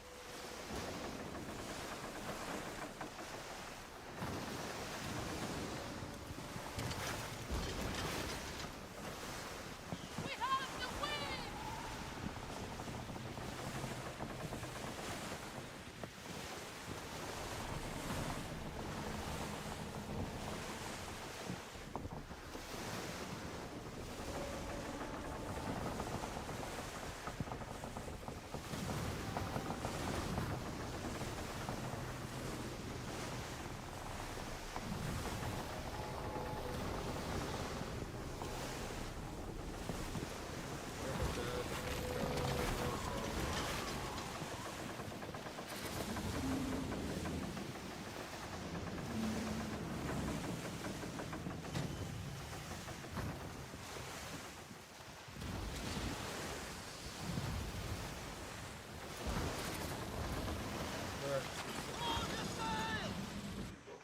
Thought it was, but it was not. Okay.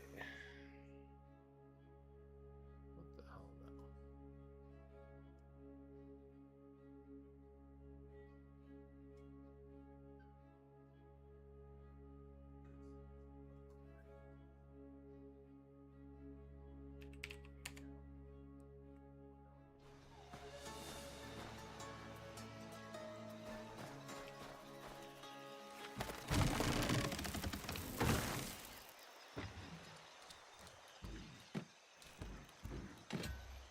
There you go.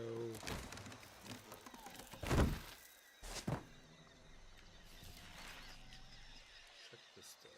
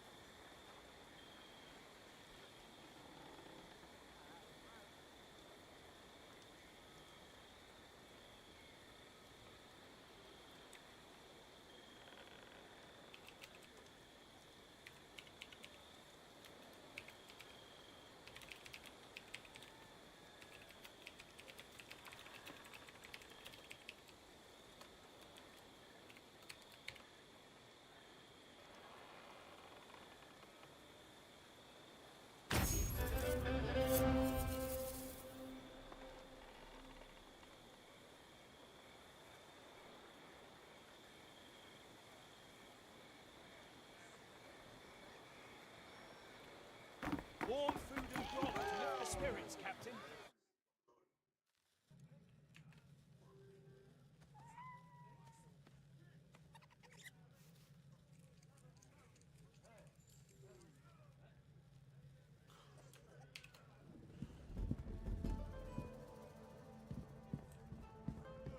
Be quick!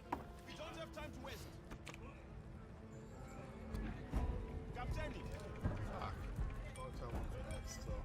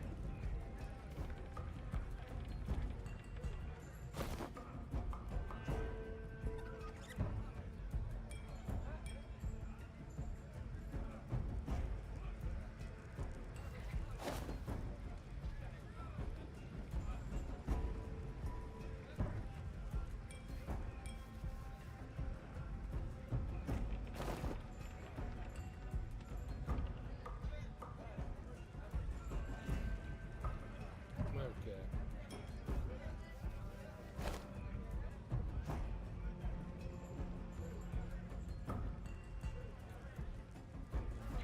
I think I switched this now to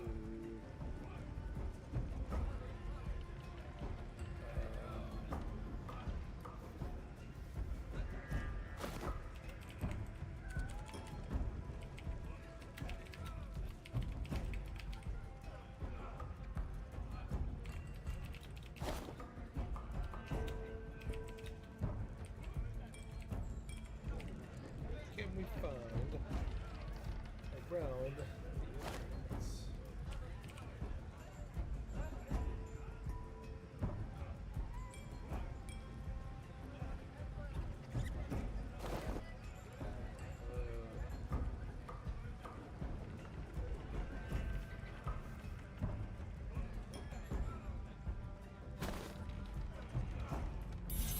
I'll get to it!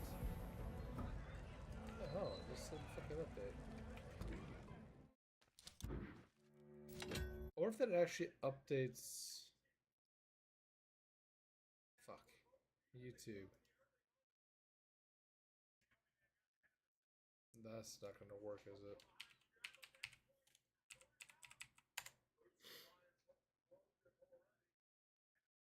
That's not gonna work, is it? Yeah, it did work.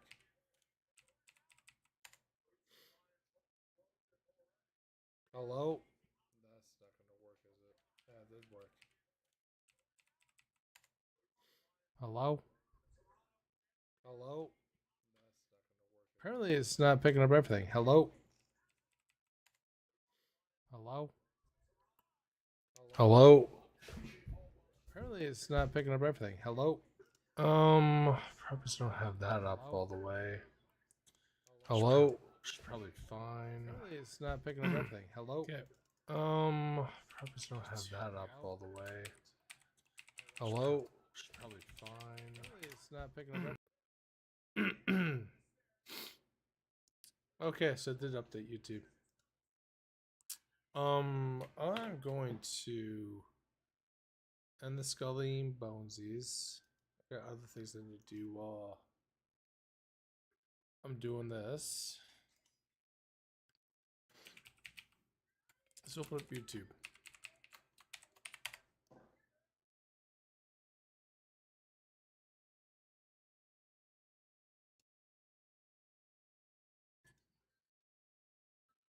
Let's open up YouTube.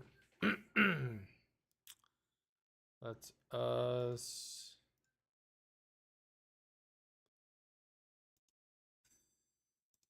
See if I can capture YouTube. Would it really show that? No, that's freaking OneNote. Screw you.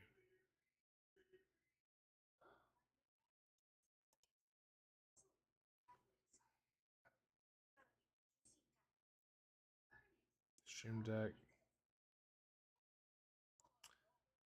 But I can show my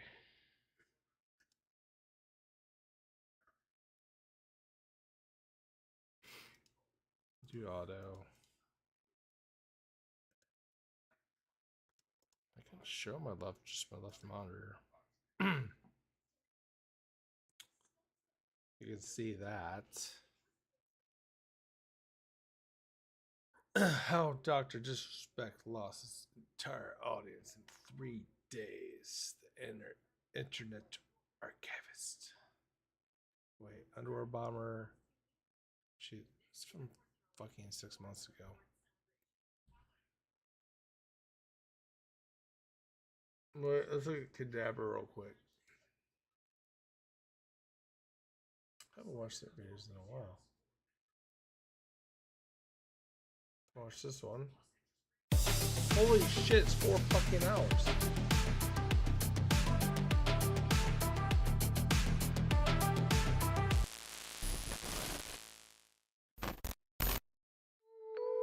It's 4 fucking hours. If there is one That I will not do. Not that late. Bizarre Cases with Dark Conclusions. 29 minutes. Do that one. Cases from the Keyboard, part 1.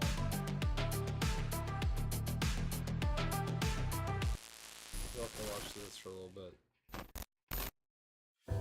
You know, if there is one thing that I get plenty of in my day-to-day life, it's stress. From the overall anxiety I feel by simply existing to the more stressful task, such as coming up with a title for my video or reading comments where people address not only my impressive stupidity, but also that I have yet to get a basic grasp of the English dialect. And as painful as those words may be, it used to actually be calmed by sleeping into the eternal void of unconsciousness that we call sleep. But alas, as my stresses grew, my inviting bed began to change. Instead of welcoming me with comfort, it, much like a scorned lover, greeted me with only disappointment and pain. I was actually very close to accepting my new nocturnal life. But then I was introduced to today's sponsor, Beam. More specifically, Beam's Dream Powder, a delicious drink blend filled with the highest quality sleep-promoting ingredients clinically shown to improve your sleep.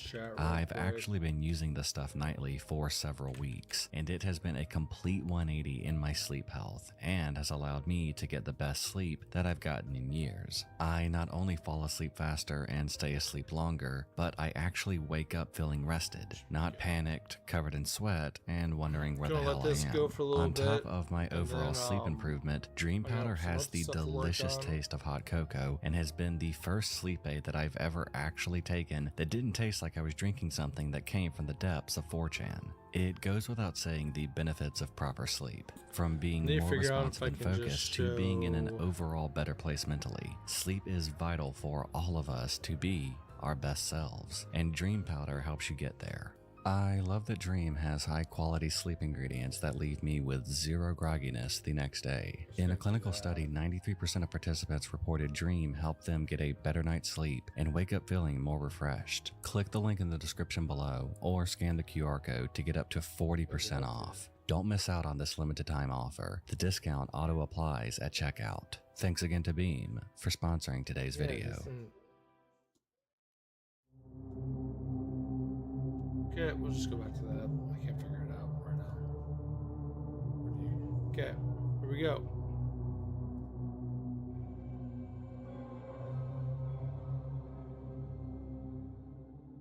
Truth is often stranger than fiction.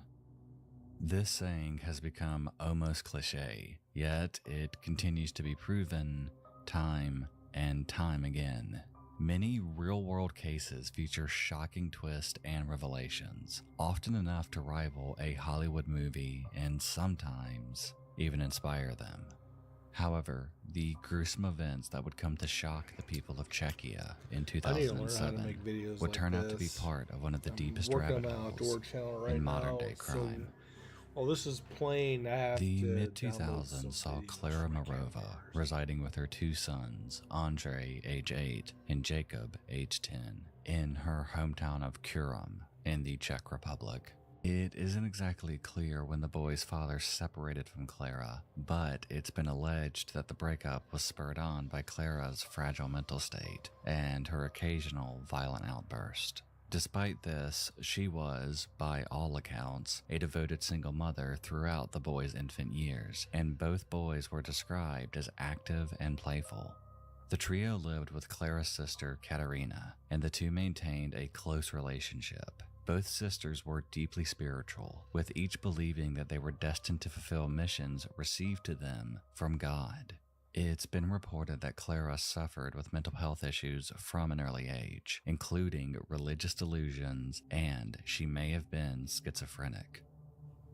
At some point around 2005, Katerina introduced her sister to a girl that she had met, a 13-year-old by the name of Annika. Annika explained that she was a Norwegian orphan who had been trafficked and sexually assaulted numerous times before escaping her captors. She also described her many health issues, ranging from kidney failure, breathing problems, and leukemia. Concerned for the child's desperate circumstances, and with her strong faith in mind, Clara would agree to help the young girl. Annika's introduction came with a flurry of detailed treatment instructions from a man known only as Annika's doctor. These instructions, which Clara would later claim were delivered via text message, email, and a single dimly lit midnight meeting in a car, were highly unusual and involved things such as rubbing Annika all over her body for hours on end as a way to reprogram her and assist her recovery from all of the abuse that she endured.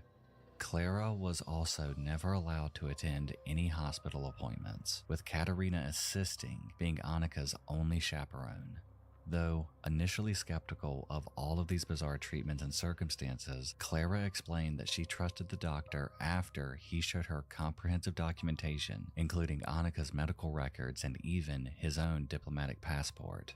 Clara would begin fostering the teen, and in 2005, Annika moved in with the family. Yet, this relationship, supposedly built upon a genuine desire to want to help, would quickly spiral into something much darker. As Clara cared for Annika and she began to fit in the Morova household, the two became incredibly close. Annika would recount her past traumas in detail to a horrified Clara, who gradually focused more and more on her efforts towards helping the young girl recover. The care Clara felt for Annika grew stronger over time. She would later claim that Annika had started to confess that Andre and Jacob, Clara's two young sons, were bullying her, often accusing the children of misbehaving and breaking things. These alleged infractions supposedly grew more mischievous in nature as time passed, and over the course of the rest of 2005 and early 2006, Clara's affection towards her two young sons began to wane. She paid less and less attention to the boys as her care for Annika grew stronger and more involved, and Andre and Jacob were often placed in the care of their grandparents. Eventually, the single mother began preparations to formally adopt Annika, but she would be heavily discouraged by Annika's doctor. They had kept in regular communication via text messages where he continued to send Clara treatment advice. He argued that the authorities would not allow the adoption to take place while her boys were treating Annika so poorly, and that she needed to firmly discipline her sons, an action which he insisted would cure them of their evil spirits. Clara agreed and followed the doctor's advice. Like I Beginning said, with tough I'm love trying to get and some stricter footage punishments, from Clara's discipline Oh, of her I thought I two got these children would soon freaking ramp up to years include ago. flat-out physical Might be some abuse. The updates boys, still. both This under the is age of from 10, my would be regularly beaten, often review with of an instruments Action such as wooden Camps blog. spoons, and typically they would be beaten for no reason at all. The abuse didn't stop there, however. They were routinely whipped with belts and forced to stay inside a bathroom or closet where they were locked in and imprisoned overnight. Throughout this time, Clara would continually receive text messages from Annika's doctor instructing her on how to abuse her children, and she would dutifully abide.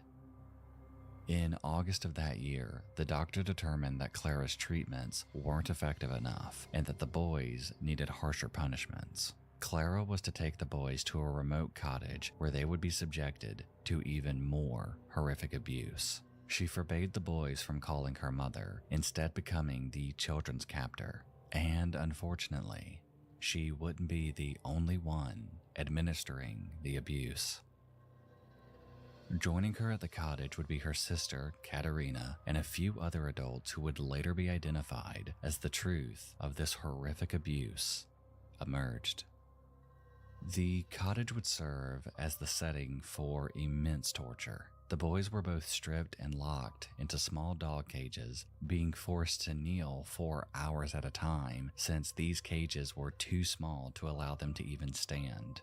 They were banned from speaking to anybody, including each other, and they weren't let out to use the bathroom, forcing them to sit in their own filth inside those cramped enclosures. Clara would dunk both of her sons' heads into buckets of water and hold them there until they were on the very edge of drowning, while Katerina assisted by holding her own nephew's hands behind their backs to prevent them from lashing out.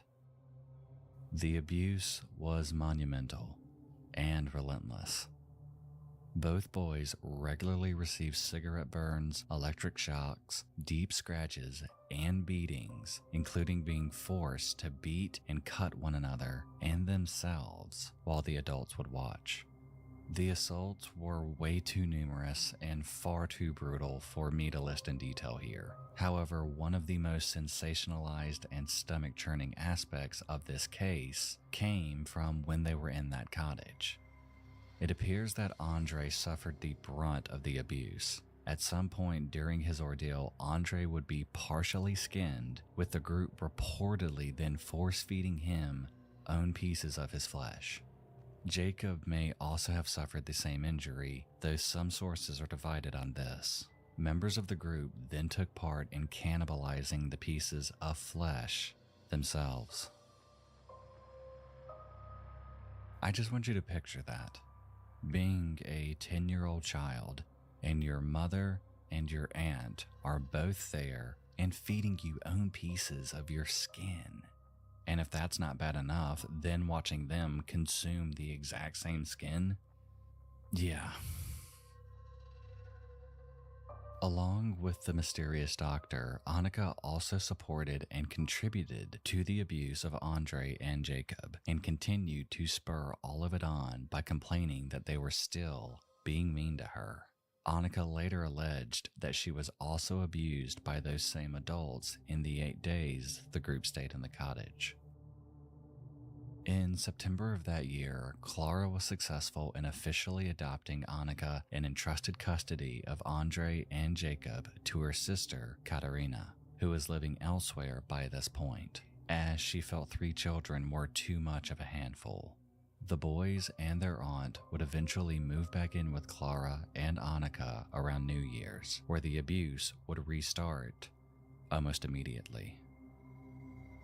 Where Annika had a nicely decorated room fit for any teenage girl, Andre and Jacob were confined to the dark basement, facing much of the same treatment that they received in the cottage. In order to keep tabs on the abuse taking place underground, one of the women elected to install a baby monitor so that they could watch the boys suffering from the comfort of their kitchen. However, unbeknownst to the Morova women, this exact act of cruel surveillance would end up being their undoing.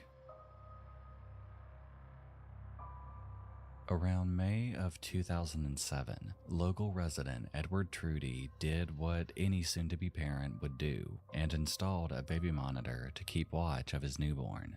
Upon inspecting the camera one morning, however, he was horrified and confused by what he saw. A young naked boy with his arms and his legs bound behind him. Edward tried to make sense of what he was seeing, and he would end up calling the authorities later that day. And, as it turns out, Edward's baby monitor had accidentally picked up the signal of a monitor belonging to one of his neighbors. Police were quick to identify and enter the home of Clara and Katerina Morova, despite Clara's protest that she didn't even have any sons, only one daughter. Police eventually came across the padlocked door to the basement, which led them to Andre's discovery. The two boys and Annika, seen by an officer to be holding a teddy bear and crying, were taken out of the house and to a children's home, and the women were immediately arrested. However, as police began to delve into the details of the crime, they discovered that things were not quite as they appeared on the surface.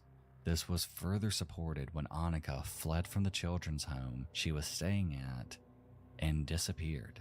As authorities began looking for the now missing Annika, things got even more confusing when nothing could be seemingly found out about this mysterious 13-year-old girl. And the reason for this was because 13-year-old Annika didn't exist. It was merely an alias for a woman named Barbara Skrylova. And Barbara was no 13-year-old girl. She was a 33-year-old woman. Barbara suffered from hypopituitarism, a condition which affected her growth and gave her the appearance of someone much younger. Barbara, perhaps with the involvement of Katerina and the person posing as her doctor, had convinced Clara to attend the adoption hearings with another girl posing as Annika in order to fool the courts, and the ruse had worked. Barbara would end up fleeing to Norway and assume the identity of another teenager there named Adam, where she would again be adopted and enrolled into another school. She would end up being caught 8 months later and returned to Czechia to face trial. The extent of Clara's knowledge of Barbara's true identity isn't clear, though it is evident that Katerina had been aware and for some time, perhaps even assisting Barbara with her own con. During questioning, the three women would turn on each other almost immediately, with Clara claiming to have been brainwashed by both Barbara and the man posing as the doctor, stating in her testimony, "I know I hurt my children, but I never intended to. Horrible things were happening then, and I do not understand now how I could let it all happen." Some sources have reported that the messages Clara claimed were influencing the abuse may have actually originated from a number linked to Katerina. In fact, it remains unclear whether the man known simply as the doctor actually existed at all. Barbara, on the other hand, claimed that she was the third victim of the abuse by Clara and Katerina. Their accomplices in the abuse that took place at the cottage would also be identified and charged. They were revealed to be Barbara's brother, John Sklara, and terrifyingly, Hanna Basova and Jan Turek, two workers from a summer camp that both Andre and Jacob had previously been to. Prosecutors argued that the motive for the abuse was to enslave the boys for religious purposes. The defendants are believed to be part of a religion known as the Grail movement. The movement as a whole has a fractious and controversial history, often being branded as simply a cult. It has splintered into various sects over time, and the nature of the religion itself is a blend of Christianity and New Age spiritualism. allowing each faction to follow its own set of ideals. A spokesperson for the Grail movement actually spoke out following the arrest, stating, "We broke apart with the people involved in this 11 years ago, after they added their own imaginings and fantasies." It's been reported that this particular splinter sect was run by Barbara's own father, Joseph Sclera, though he was never charged in connection with Andre or Jacob's abuse. Despite Barbara's pleas that she was a victim of the Morovas, the court found her guilty of having a role in the abuse, and she received 5 years in prison, but was granted conditional release after her lawyer successfully appealed that her mental state was deteriorating behind bars. Katerina was handed a 10-year sentence, with many onlookers to this case believing her and Barbara to be instrumental in the abuse that happened. Barbara's brother Jan Sclera and the summer camp worker Hanna Basova both received 7 years in prison, while the other camp worker Jan Turek was only given 5. Klara Morova would ultimately be sentenced to 9 years in prison, being released in 2013. Upon sentencing, the judge stated, "Their aim was to create a person with a completely broken will. The boys were repeatedly, psychologically, and physically tyrannized and held in locked rooms." This case is a dark rabbit hole containing countless bizarre twists and unanswered questions. Many have speculated on Barbara's father, Joseph Sclera's potential involvement in orchestrating the torture, believing him to be the cryptic doctor, though this has never been proven, nor has any cult involvement, despite the speculation from prosecutors and others adjacent to the case. What can be said with certainty is that the memories of what those two boys endured at the hands of their own family will continue to leave a bleak shadow on the town of Kurum and the wider Czech Republic for a long time to come.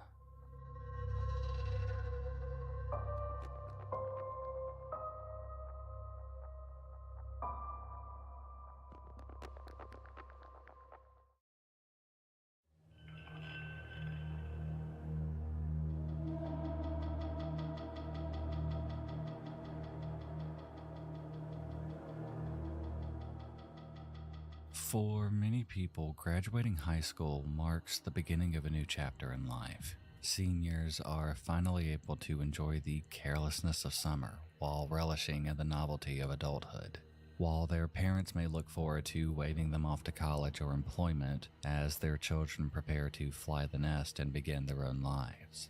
In the case of the Springfield 3, however, this momentous occasion would instead mark the start of an enduring and devastating mystery that would go on to span over 3 decades. The night of June 6, 1992 was set to be a fun one for 19-year-old Susie Streeter and her 18-year-old friend Stacy McCall.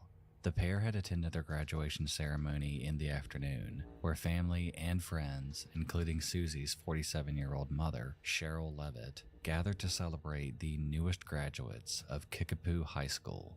The girls had a night of partying ahead of them to kick off their summer. Their initial plan for the evening was to go to their friend Janelle's house to attend a neighborhood party, after which their group would head into the nearby city of Branson to spend the night at a motel, ready to enjoy the following day at the local water park. The girls soon changed their minds, however, choosing to postpone the journey so they could all enjoy the party a little longer.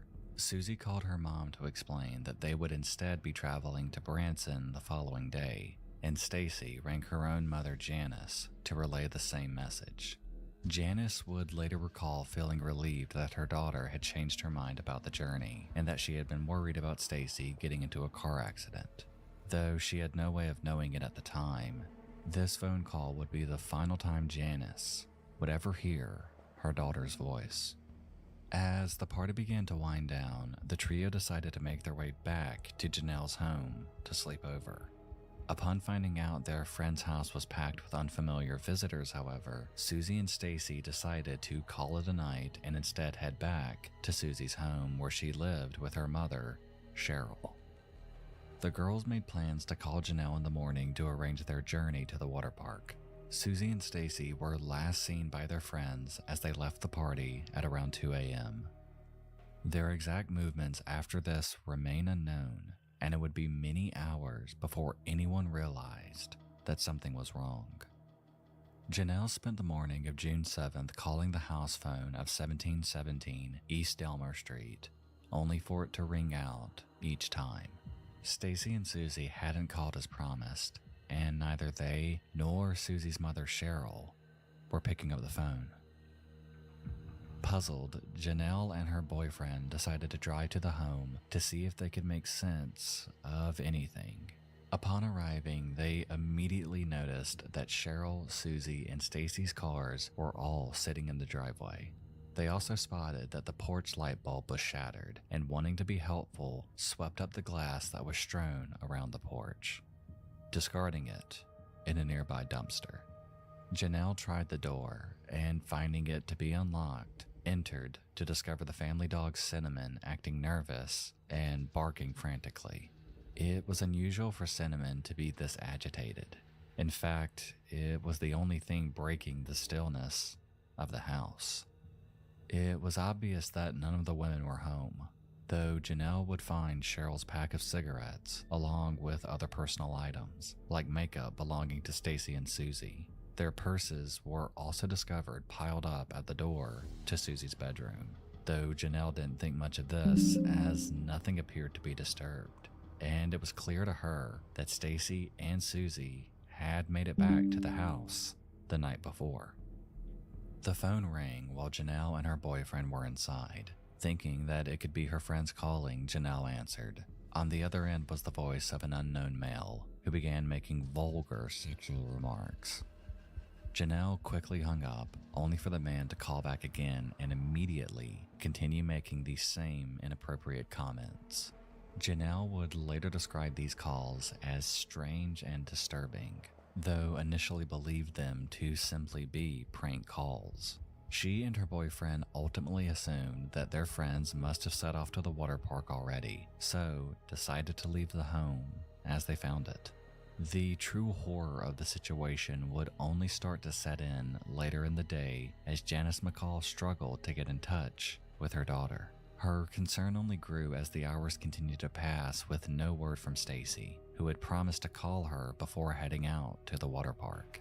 After calling friends of Stacy and Susie, who all stated that they hadn't seen the girls since the graduation party, Janice went to the East Delmar home herself to look for answers. The house was as Janelle had first found it earlier that day. Their cars were still in the driveway, their purses, cigarettes, medication, clothing, and other daily essentials were all inside, and the home remained eerily still, with the only exception being the dog's panicked barks. The Springfield police captain would later go on to detail the scene. The only thing unusual about this house was that the 3 women were missing from it. You had this feeling as you looked around that something was missing. That something had to be missing, but there wasn't. Just then. News of the women's unexplained absence began to spread, and friends and family started to gather at the house, hoping to make sense of things. While at the home, relatives of Cheryl would calm themselves by making coffee and tidying up, even repairing a bent window blind in the process. Cheryl's sister Debbie would go on later to explain how nobody could grasp that this was anything but a misunderstanding, still in belief that Cheryl and the girls would return at any time. Janice, meanwhile, would discover a disturbing message containing lewd sexual content left in the answering machine. The police were called, but the exact contents of the message remains unclear, as it was somehow erased before authorities could ever hear it, and their attempts at retrieving the message proved unsuccessful. Missing person reports were swiftly created, and police soon suspected foul play due to the many unusual factors involved. For example, Stacy, whose clothing was found neatly folded inside the house, would have only been wearing a shirt and underwear at the time she left the home. Authorities quickly attempted to preserve what remained of the now inadvertently contaminated crime scene. However, the search for clues at the home would soon come up short, with police failing to discover any tangible forensic evidence to help determine the whereabouts of the 3 women. There's nothing. You have no threads, hair, blood, or even DNA. News of the unusual disappearances would quickly spread throughout Springfield as the days continued to pass, with no sign of Cheryl, Susie, or Stacy. The community were in shock and struggled to make sense of what could have happened to the women the media were now dubbing the Springfield Three. The initial weeks of the investigation received huge attention, though police's efforts had been unfortunately hampered from the beginning, as the crime scene was contaminated. The erased answering machine message may have also contained vital clues and is assumed to be unconnected to the prank calls Janelle received, though this can't be proven. Police determined that the women had to have been abducted between the hours of 2:30 a.m. when Susie and Stacy would have arrived home and 8 a.m. when Janelle first began calling. However, it's impossible to narrow down an exact time frame. Janelle and her boyfriend were questioned as the first people known to be at the scene, yet they were ruled out. The FBI became involved soon after the women went missing, and multiple community-wide searches took place in the immediate aftermath, including a search of nearby Pearson Creek, following an anonymous caller to the police tip line claiming that the women's remains could be located there. No evidence was ever found at Pearson Creek, nor were any substantial leads discovered during these searches. A witness would come forward in July to report seeing Susie on the morning she disappeared. They claimed that she was driving a van and appeared distressed as a man shouted at her from the back seat. Other witnesses reported seeing the van being driven by a blonde woman, and some claimed that they heard screams and screeching tires, but police were never able to definitively link these reports or say with any certainty that the woman seen driving the van was Susie Streeter. Despite hundreds of tips coming in, very few tangible leads would surface. Links to local abductions and other missing person cases were also quickly ruled out. An early suspect did emerge when it was discovered that Susie's ex-boyfriend Dustin Rekla had been recently arrested along with some accomplices for breaking into a mausoleum to steal gold teeth. Susie had allegedly agreed to testify against Rekla, and some sources claim that she had been the only one to initially give his name to the police. Rekla and his associates provided shaky alibis. However, they did each pass a polygraph test, and police had no physical evidence linking them to the disappearances. The men have never been charged in connection with the Springfield Three. Cheryl and Susie's estranged relative, Barrett Streeter, was also investigated following reports that the pair had fallen out with him over his alcoholism. He claimed to have been passed out drunk during the time frame of their abduction, however, and this alibi was supported by his girlfriend's statements. In December of 1992, almost 5 months after the trio disappeared, a call came in to America's Most Wanted hotline. The anonymous tipster claimed to have information related to the case, but hung up while the call was being connected to authorities. Police urged the caller to come forward again, believing he had credible and prime knowledge of what happened to the 3 women, but he never did.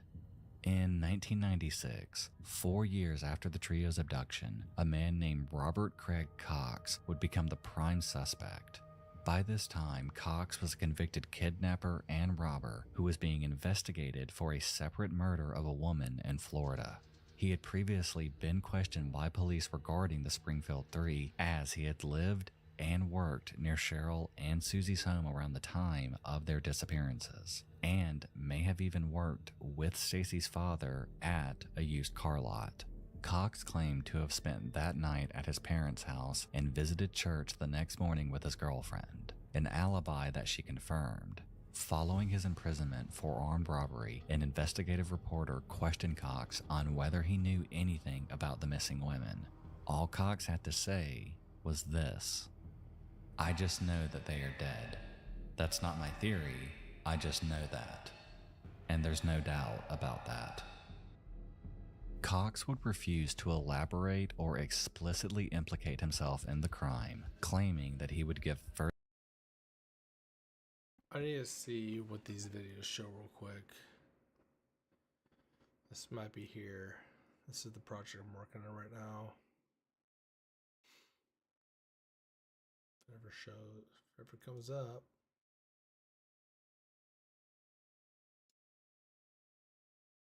Things are going very slow right now. Maybe not yet. Further details following his mother's death, a stance that he has maintained to this day. The girlfriend who backed up his alibi in 1992 would later recant her statements, claiming Cox had told her what to say to police. Authorities remain divided on whether Cox's claims ring true or whether they are simply false statements designed to bring himself notoriety.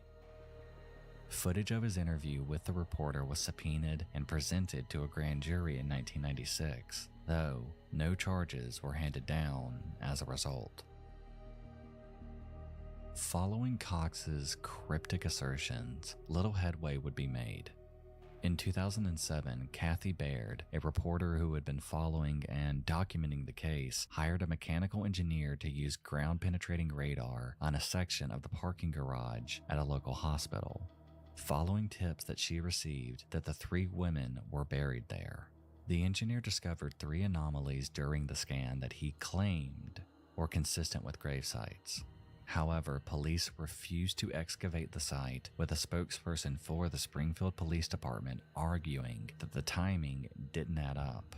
The parking garage had been constructed a year after the trio disappeared, and police believe the digging involved in building the structure would have unearthed any remains. A former assistant for the prosecutor's office of Greene County, where Springfield is located, Hello wanted to say everyone. that this tip Today came I from will be somebody who either claimed to be a psychic or claimed to have a dream or a vision about the case. Police determined that the cost in destroying and rebuilding the structure would be illogical, as they don't believe that the tip is credible. It has been over 31 years since anybody last saw or heard from the Springfield I don't know why 3. it's M2TS. Over 5,000 tips have come in to law enforcement agencies in that time, My camcorder. and it remains an open investigation, with various age-progressed all of them are? photos being released to show what each woman would look like if they are alive today. Apparently they all, A reward fund of $43,000 Apparently is they all are. available for the location and prosecution of the persons responsible for the It's abduction of the 3 M2TS. women. The true fates of these women remain shrouded in mystery, though Cheryl Levitt and her daughter, Susie Streeter, were declared legally dead in 1997, with a memorial bench Blu-ray being disc dedicated to the trio that same year. The grief and desperation is still palpable for the friends and families. A decade on from the crime, Janelle, the friends Susie and Stacy were supposed to stay with on the night of their abduction, told a journalist that she still wept whenever she saw news footage from the time, stating, "Before the day I die, I want to know who, where, and why." Vigils have been held almost every year since 1992 in memory of the trio. Stacy's mother, Janice McCall, who created a nonprofit organization in 1994 to assist families of missing persons, The way they described convert how use it it felt to as though time VLC. stopped moving after her daughter vanished. "Wasn't it yesterday that she left our house after graduating? That long hair flowing back behind her waist? Her niece and nephews miss her, and never had the chance to meet the bubbly, lovable, beautiful young woman with high aspirations." Janice also described how she can't bear the thought of having her daughter declared dead if there's even a slim chance that she's still alive. "I choose to call her missing and hope that someday she will be back." This VLC player looks like to do that.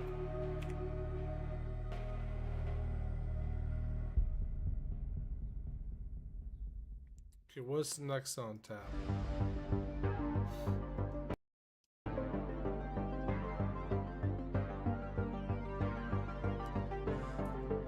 What is next on tap with Cadaver?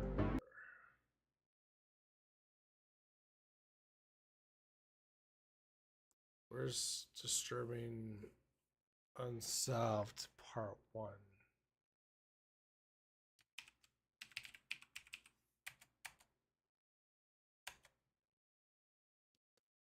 Disturbing Unsolved Mysteries Part 1. How long is this video? Let me link this.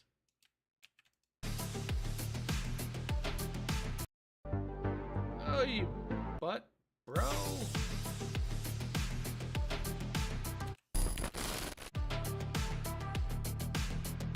Doing that while I'm trying to figure out this project I'm working on. This is the moment in March 1974 when Lieutenant Hiro Be back in a little bit. finally walked out of the Philippine jungle 29 years after the end of World War II.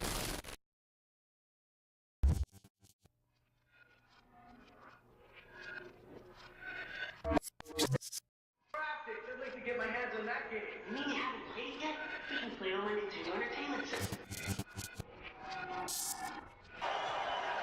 One lane opens up, no one closes down. You gotta get to Michael sooner. You let him get inside the foul line here. Give me a mark.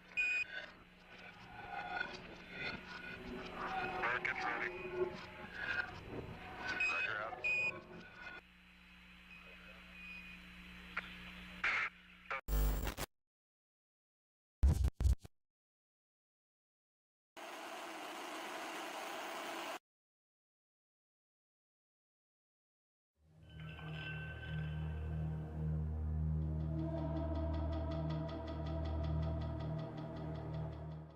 Robert Eric Wone is a name that has not only kept many up at night, but has also basked in the unforeseen space of mystery for over 16 years.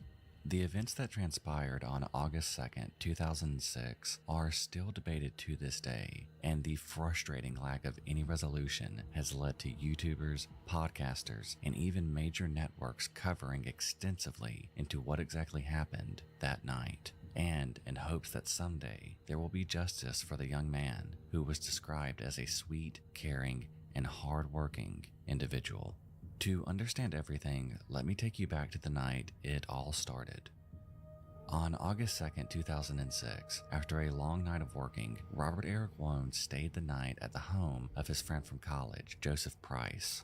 Price lived there with his partner, Victor Zaborski, as well as Dylan Ward. Joseph, Victor, and Dylan were in a polyamorous relationship. Joseph was aware that Robert would be staying that night due to him working late and him not wanting to go home to possibly wake up his wife. According to Joseph, things were pretty normal for that evening, and shortly after Robert arrived, he went upstairs to get ready for bed. Robert had arrived at Joseph's near 10:30 p.m., and a little over 30 minutes later, around 11, neighbors reported hearing screaming coming from the house, and were sure that their recollection of the time was correct due to them watching the 11 o'clock news when they heard the scream. It was later discovered that the scream came from Victor, and less than an hour later, at 11:49 p.m., a phone call was made to 911. DC Emergency 911 Operator 6752. Do you need police, fire, or ambulance? Immediately. We need an ambulance. What's wrong, ma'am? We had someone that was in our house, evidently, and they stabbed somebody. Okay, somebody's inside the house now? I don't know. We heard. Are they bleeding? You see someone bleeding? Someone is bleeding in our house. Okay, where's they bleeding from? I think in the stomach. In the stomach? Is he cautious? Calm down for me. I'm going to send some help, okay? Female or male? It's a male. He's a friend of ours. He was spending the night with us. Okay, and who was the person that stabbed him? Do you know? Is he conscious? We need an ambulance. Ma'am, listen to me. He's not conscious. He's not conscious at all? No. We need someone right now. Is he breathing? Listen to me. Calm down. I'm going to help you, okay? Is he breathing? I'm upstairs, and he's downstairs. I don't know. Okay, who's downstairs with him? My partner is downstairs with him right now. He told me to go upstairs and call the police immediately. I just went to the stairs and... Okay, who's the person? Okay, I'm sending paramedics and the police. Okay, who's the person that stabbed him? I don't know. We think it's somebody with an intruder in the house. We heard the chime at the door. And it's 15, ma'am, calm down. 1509 Swan Street, Northwest. Am I correct? Yes, it is. The person that stabbed him, is she still in the home? I don't know.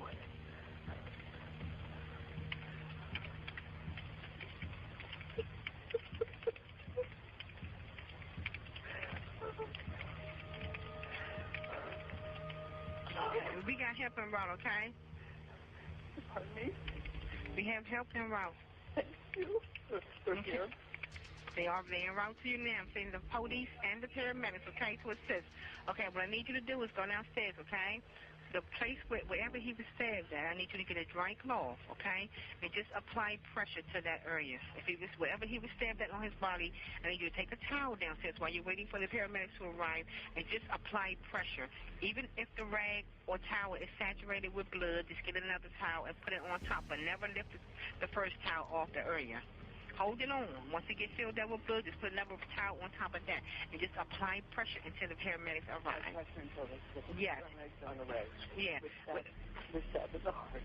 In the heart? Yes. In the center of his chest. Okay. Is he breathing? Is he breathing? We have help en route now, okay?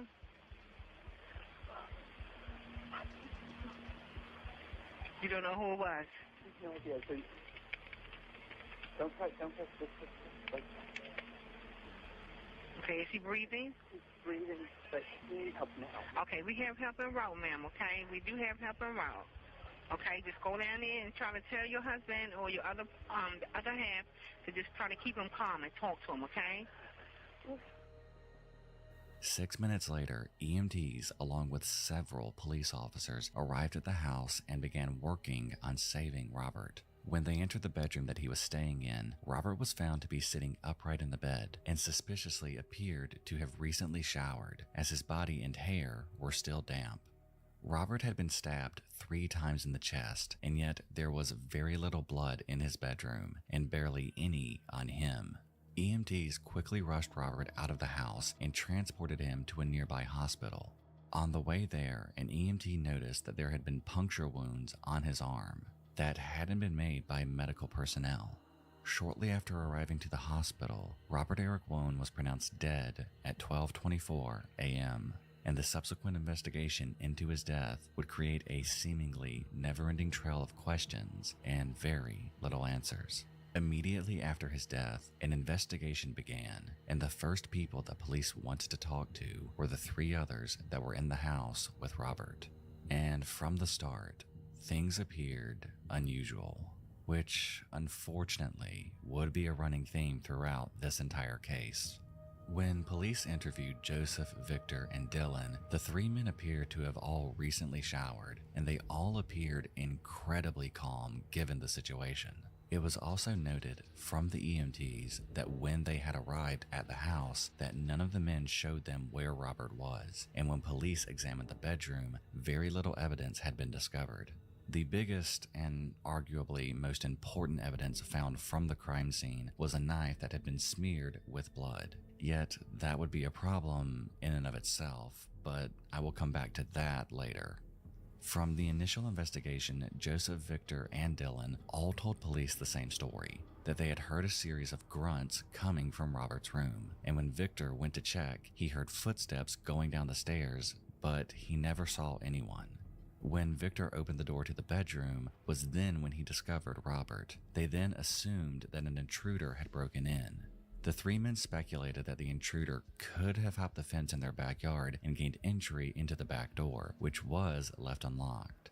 All 3 men stated that they never saw anyone, nor did they hear anyone coming up the stairs. But something police found suspicious is that if there was an intruder, then this person would have had to have walked right past Joseph's bedroom to get to the guest room that Robert was in. Something that didn't make a lot of sense to investigators. The police ended up disregarding the men's story altogether due to a lack of evidence to support their theory of the events. Another red flag for the police was not only due to all three men and Robert having showered recently, but when a cadaver dog got a hit from a dryer lint trap and a patio drain, investigators began to theorize that one of the men had washed themselves off on the back patio and then threw their clothes into the dryer.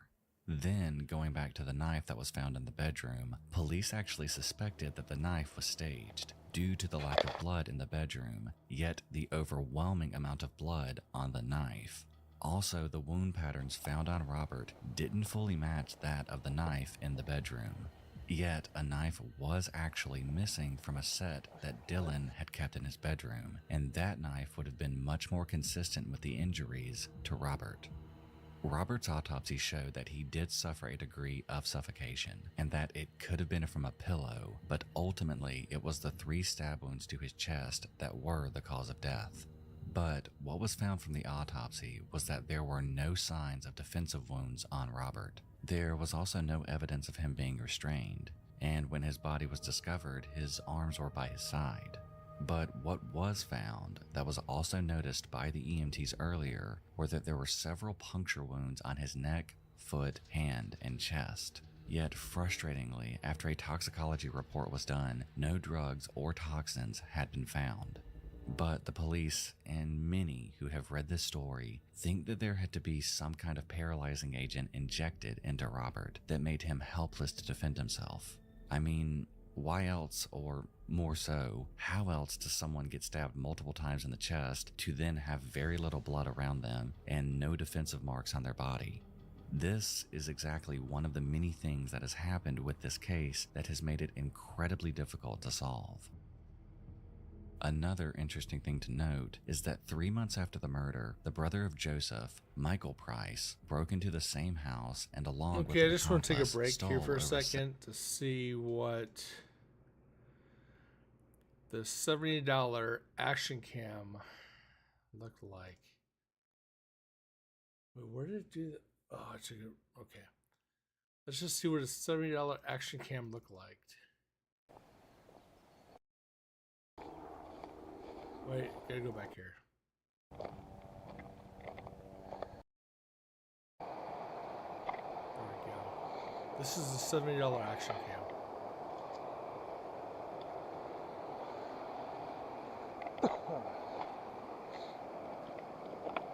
So how it looks on my chest.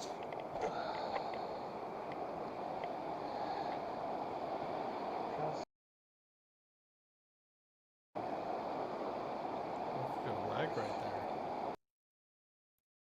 Still lagging.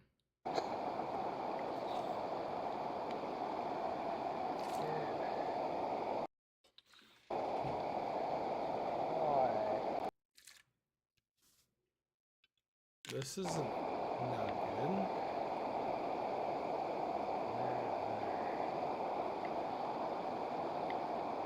Why would it lag right there?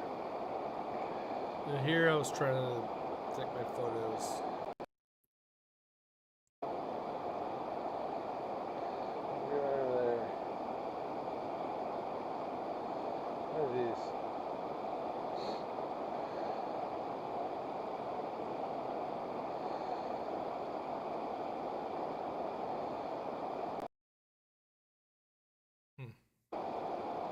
There straight through. This is at 4K. I might have to reduce.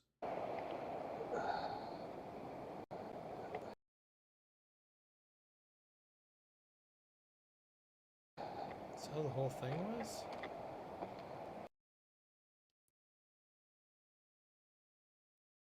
This is at 4K. We're good now.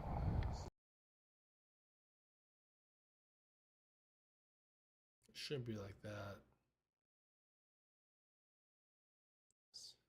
Why is that yellow? Fort Hudson. It's wrong.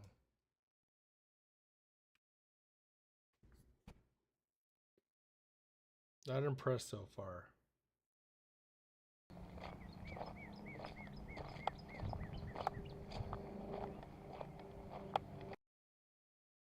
Yeah, why is it so laggy? Or is it because I'm uploading still?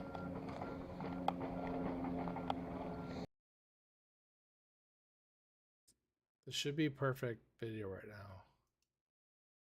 Unless it's my computer resources right now. See if I can bring up Gaia for this.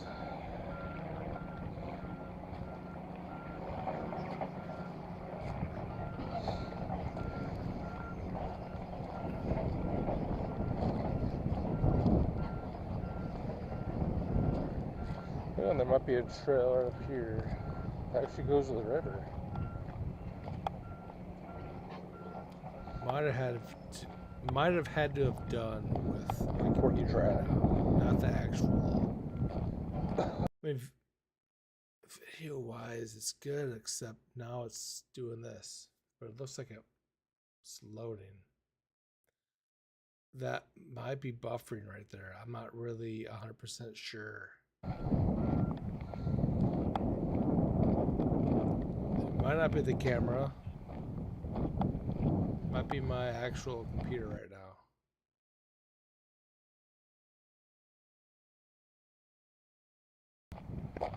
I'll have to wait for that to finish doing its freaking OneDrive crap. Which I might have to move off to my desktop, so...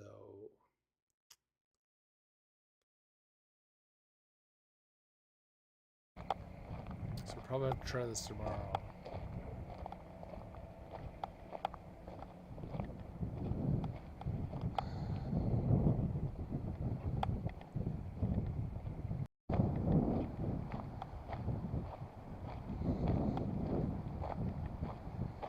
Maybe it is, I don't know.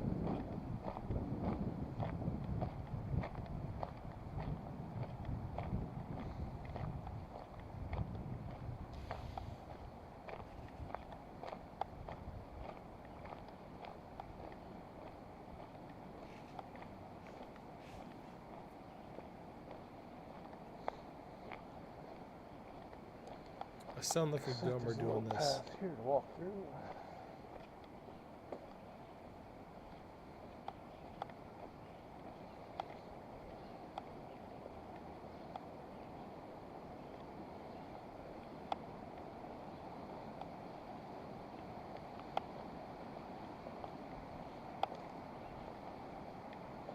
It's too much shaking on the camera though, for me.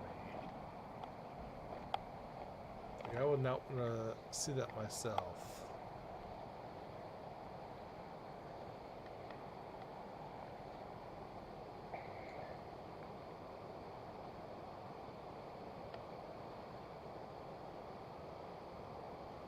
This is Centaur Chute.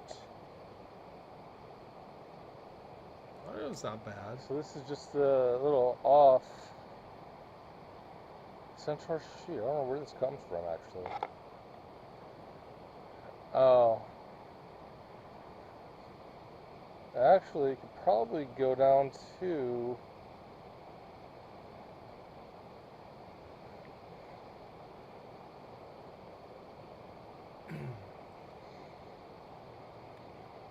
I don't know where that's at. What is that thing called? That's Howell Island Conservation Area, which is what this is, right? Yeah, that's the freaking Well, island. this is No, Port Hudson Lake Conservation Area. that was pointless with me saying that. Is your way over? There's probably no bridges. That was wrong. $7,000 worth of valuables. The two were arrested to and the edit all charges that. were ultimately dropped. But the interesting thing to note is that shortly before the burglary happened, police were actually preparing to make an arrest in connection Maybe go with back and Robert's do it case. again. This was revealed in 2007, stating that the burglary case impacted the arrest that was going to be made. And since then, it has never been publicly said as to who was going to be arrested and what the charges were going to be. And as frustrating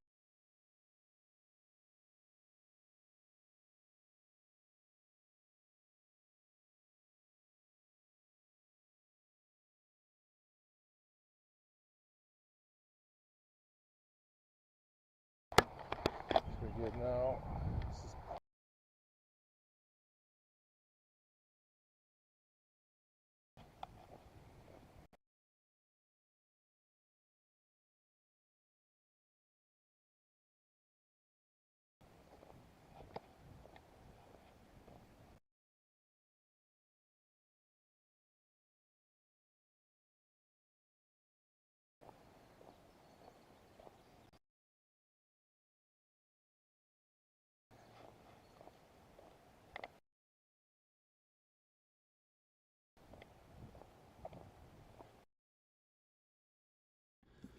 took the film off finally right here.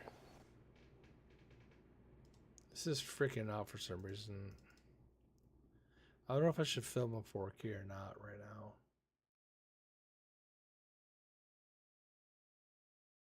Because this is having a very long time load.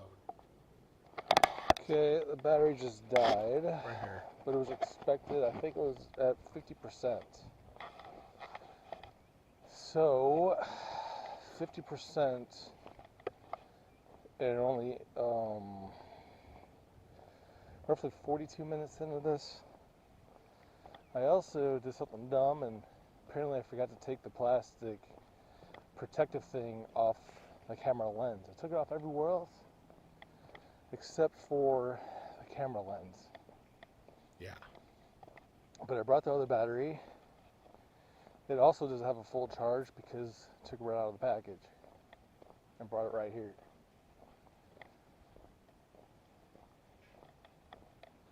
So we'll see how this goes. I need to look at stabilization. Oh. Even more birds. And look at the Caso.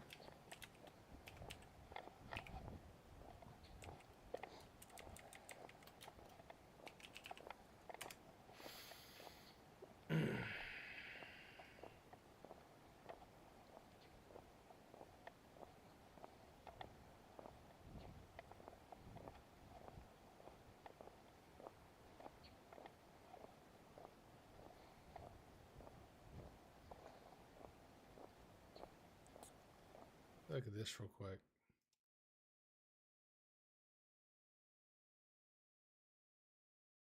Video image stabilization.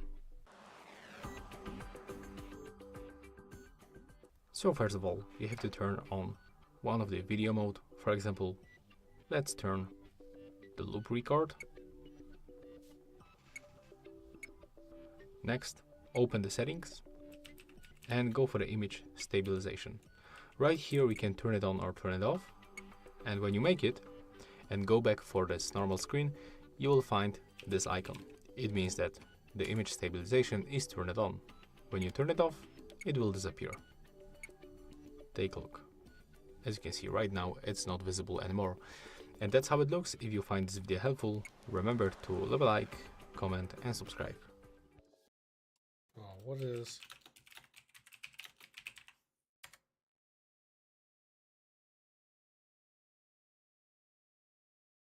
Yeah, so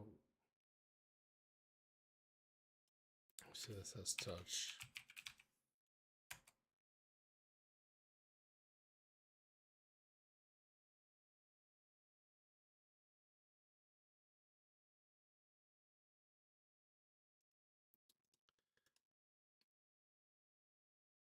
As that is, it seems to fit in well with this case, as the overwhelming theme of it is just that.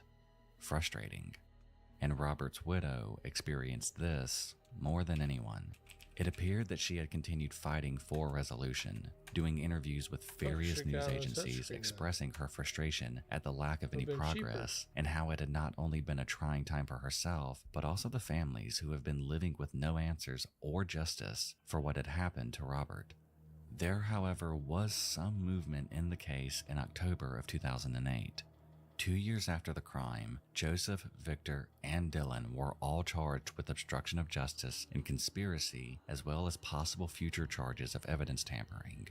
It all boiled down to investigators not believing that the men didn't play a part in the crime or thereafter. The report on the charges stated that Robert was restrained, incapacitated, assaulted, and murdered in the home, and that the three men either played a part directly in those events or by lying to authorities or altering the crime scene. So much so that the report actually stated the evidence was so overwhelming that it was more fitting to be probable cause. The men's lawyers argued that it was all speculation and assumption due to the lack of any actual evidence. And this went back and forth for nearly 2 years. And in June of 2010, the three men were found not guilty on any charges. And to this day, nobody has been charged in the death of Robert Eric Wone. Because of the lack of any conclusion, many have speculated and theorized about what could have happened. While many point to the obvious that Joseph, Victor, and Dylan had a part to play in the crime, others have put forth other theories, stating that it could have actually been an intruder, arguing that if someone had broken in and hurt 3 men in one room, they may have snuck past that bedroom to loot the rest of the house, unaware that Robert was in the guest room sleeping. If a TV or music were playing, then that could have masked the sounds of potential fighting, if there even were any. It also has to be addressed that not many burglars walk around with paralyzing agents on their person to subdue occupants, so that in and of itself is something that honestly can't be ignored. The puncture wounds, at least to me, are the biggest red flag. Robert had no history of drug use, and for him to have no defensive wounds makes it seem highly suspicious that he was indeed injected with something that caused him not to be able to defend himself. Another theory is that if it were Joseph, Victor, and Dylan behind this attack, many wondered why. Joseph and Robert were very close friends and had known each other for years. Some have actually speculated that Robert was possibly in a romantic or intimate relationship with Joseph, and that night was planned for both of them to have an evening together. But things got out of hand. A lot of this case was actually viewed by many as sexual in nature, and if that were the case, then was it a consensual act occurring, and unfortunately things got carried away so badly that it ended with a man losing his life, or was this a forceful act, and those responsible knew they would have to keep Robert quiet to avoid any possible ramifications? The perplexing thing that I am going to end this on is that if all 3 men were in fact responsible, none of them flipped on each other. And you do see this all the time when there are multiple people involved in a crime. Police can usually get someone to tell the whole story for a lesser jail sentence, or complete immunity in some cases. On top of that, none of them gave conflicting stories, and while sure they could have come up with the story and made sure they all knew it front to back, it is strange that none of them slipped up on any detail, no matter how small. I am not saying that Joseph, Victor, or Dylan is responsible for what happened to Robert, but I am saying that it is very tough to ignore the facts. That 3 grown men were just a few feet away when one of their friends was being brutally assaulted and murdered, and that no one has any answers.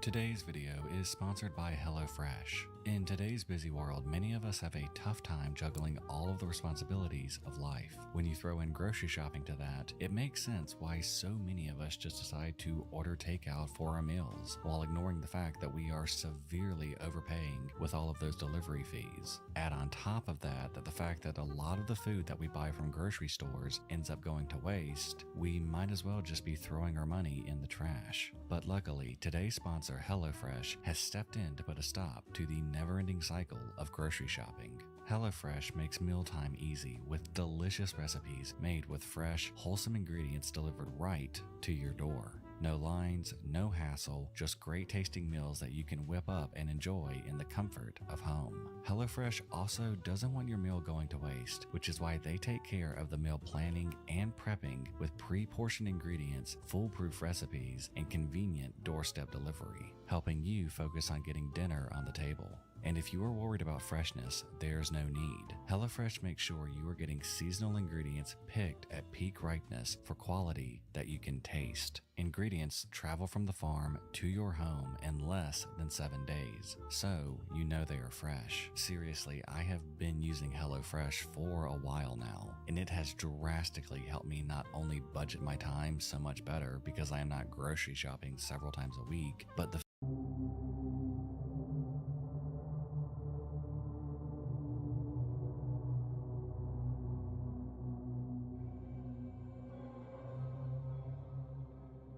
There are few cases that I can actually say have bothered me so much that I actually lost sleep over them. This case, however, is one of, if not the most disturbing case I have read about in not only my career on YouTube, but also since I have been a fan of true crime as a whole.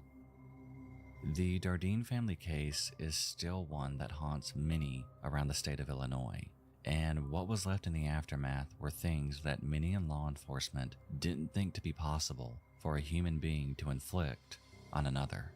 I am going to say a warning here that this story is not for the faint of heart, and if you are in any way squeamish or easily upset about crimes involving kids, then I would advise you to skip to the timestamp on screen now. For those who have chosen to stay, let us begin our story about the horrors of the Dardeen family. The story begins in 1987 in Ina, Illinois. The Dardeen family consisted of Keith, his wife Elaine, and their 3-year-old son Peter. Elaine and Keith were expecting to add another member to their family as she was 7 months pregnant. The family, for the most part, had a happy and pretty normal life. Keith was a treatment plant operator and Elaine worked at an office supply store. Religion was also a large part of the family's life. Both Keith and Elaine were involved in their local church, Keith being a lead vocalist for a small church band, and Elaine played the piano. The family were noted by the locals as nice and friendly people with a bright future ahead of them. The only trouble that had seemingly been in the family's life was that the area that they lived in had recently seen a spike in violent attacks, as in the prior 2 years there had been a reported 14 homicides in the county that they lived in. This rise in crime had caused many in the area to be more on edge than normal, and even Keith had grown paranoid of the off chance that his family could potentially become victims themselves. Keith was actively looking to move both he and his family out of the area due to this, and according to his mother, grew even more stressed when one particular crime that involved a 10-year-old girl being murdered less than 10 miles away from where they lived. It had gotten so bad for Keith that one night it was reported that Keith refused to open the door to a young woman knocking in the middle of the night, asking if she could use their phone. Keith kept the door locked and refused to let her in or to use their phone. It was something that he wouldn't risk, and honestly, I can't say I fault him for this. While the panic in Keith was growing, it was thought that in the next year or so the family would have moved to a better area. Unfortunately, this would never happen, as the Dardeens' worries became a reality. On November 18th, 1987, Keith failed to show up for work. Finding this very out of character for Keith, his boss called his house, and when nobody answered, some concern grew. But people figured that something else could have happened, such as a family emergency. His boss was able to later get in contact with Keith's parents, and neither of them had neither heard nor seen their son that afternoon nor the day prior. With the knowledge of what Keith had told his parents about the area, Keith's father contacted the sheriff's office, and both he and an officer made their way to the Dardeens' residence.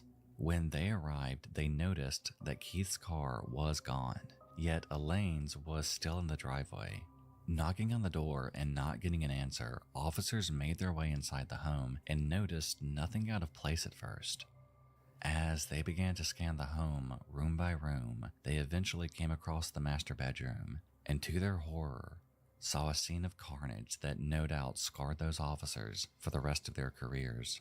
What was seen were the horribly beaten and bloodied bodies of both Elaine and Peter. Some of the injuries that were inflicted I flat out cannot say on YouTube, but what I can say is that Elaine was bound and gagged with duct tape and had severe injuries to her skull and torso. Peter suffered similar wounds. And if that wasn't bad enough, what officers were able to make out shortly after the initial discovery was that Elaine had apparently been beaten so severely that it forced her into labor, and her daughter was born right there in the bed amongst the chaos that was taking place, and horrifically met with the same fate as her brother and mother. After the shock of what was seen, the house was thoroughly searched, and one thing that was missing that I brushed on minutes ago was both Keith and his car. Police now saw Keith as their primary suspect, and a search was immediately started. His mother's house was raided by police, but Keith was not there. The entire county seemed to be in lockdown with police and investigators searching for Keith. Later in the afternoon, Keith's car was located outside of a police station of all places, with blood covering much of the interior. And shortly after that discovery, a pair of hunters stumbled upon the body of Keith Dardine. He had been shot 3 times at close range, as well as having his genitals mutilated. The entire Dardine family had been annihilated, and the aftermath of the crime would send the residents of Ina, Illinois into an almost crazed panic. The effect that this crime had on the locals had almost instant repercussions. Many in the town began to open carry even when simply going to get gas. Students were required to wait in the gym after school for their parents instead of waiting outside. A man who was a neighbor of the Dardines was under so much stress from what happened that he reportedly didn't sleep for several days and ended up losing 15 pounds from the constant worry.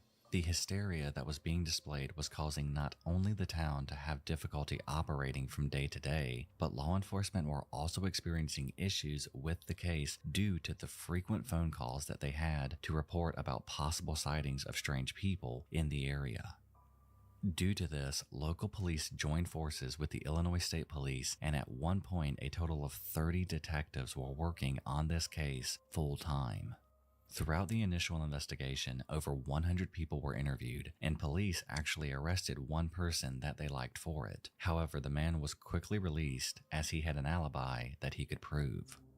Investigators didn't stop there. Practically everyone that Keith and Elaine worked with were questioned. The family's finances and personal lives were picked apart to see if there was anything that could have been the trigger. But regardless of what was looked into, nothing turned up as a possible motive. Neither Keith nor Elaine were unhappy, neither were having an affair, and their financial problems, while existent, were nothing to lead to a crime such as this. When the home was searched, nothing of note was found, with the exception of a very small amount of marijuana. While investigators wondered if this belonged to the Dardines, many in the family denied that neither Keith or Elaine smoked. Another troubling fact was that nothing in the house had been taken. Money, jewelry, and electronics that could have easily been stolen were all left in place, eliminating a robbery theory which honestly worried the police even more. That someone or a group of people would inflict this much destruction on a family for the sole purpose of sick enjoyment. There was as well no sign of forced entry, and Elaine herself had not been physically assaulted, so that possible motive was also thrown out. What did stand out, though, was that it was obvious whoever committed this crime didn't feel like they were in a rush. They had taken time to clean up the scene, as well as position Elaine, Peter, and Elaine's daughter in the bed. It was later learned that Elaine, Peter, and Elaine's daughter had been dead for around 12 hours. However, Keith had been dead for around 24 to 36 hours. Granted, he was found later in the afternoon, but it leads to a theory that I will come back to in a little bit. So, police were left looking at an incredibly violent attack on this family where nothing was taken. The crime was not financially or sexually motivated, and they knew they had time to clean up the scene. Another thing is that the weapon that was used was a baseball bat that actually belonged to Peter that was a gift from Keith, which tells me that even though Keith had been shot, none of the other family members were, making it seem like whoever was responsible showed up with only a gun, but instead of use that, they decided to take their time with a blunt baseball bat, leading many to feel that what drove this crime was purely for a thrill killing. Sadly, and unbelievably, little progress was made in this case. The mother of Keith, Joanne Dardine, went to great lengths to get justice for her family and seemed to hit every roadblock imaginable. One being that she attempted to go on the Oprah Winfrey Show, but she was turned down due to the crime being too violent to mention on cable. She also had to sit and watch as more and more detectives were pulled from this case as it grew colder and resources had to be used elsewhere. Joanne was able to get the case covered on America's Most Wanted, but unfortunately, no new leads were formed from this.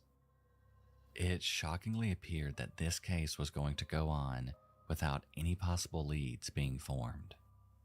That was until in 2000, when serial killer Tommy Lynn Sells was awaiting trial for the murder of a girl in Texas, that he began confessing to other crimes, one being that he was responsible for the deaths of the Dardeen family. However, as promising as this sounded at first, it quickly became riddled with issues, as you will soon learn. It began with Sells saying that he was train hopping and ended up in Ina. While there, he ran into Keith at a bar, and Keith invited him over for dinner.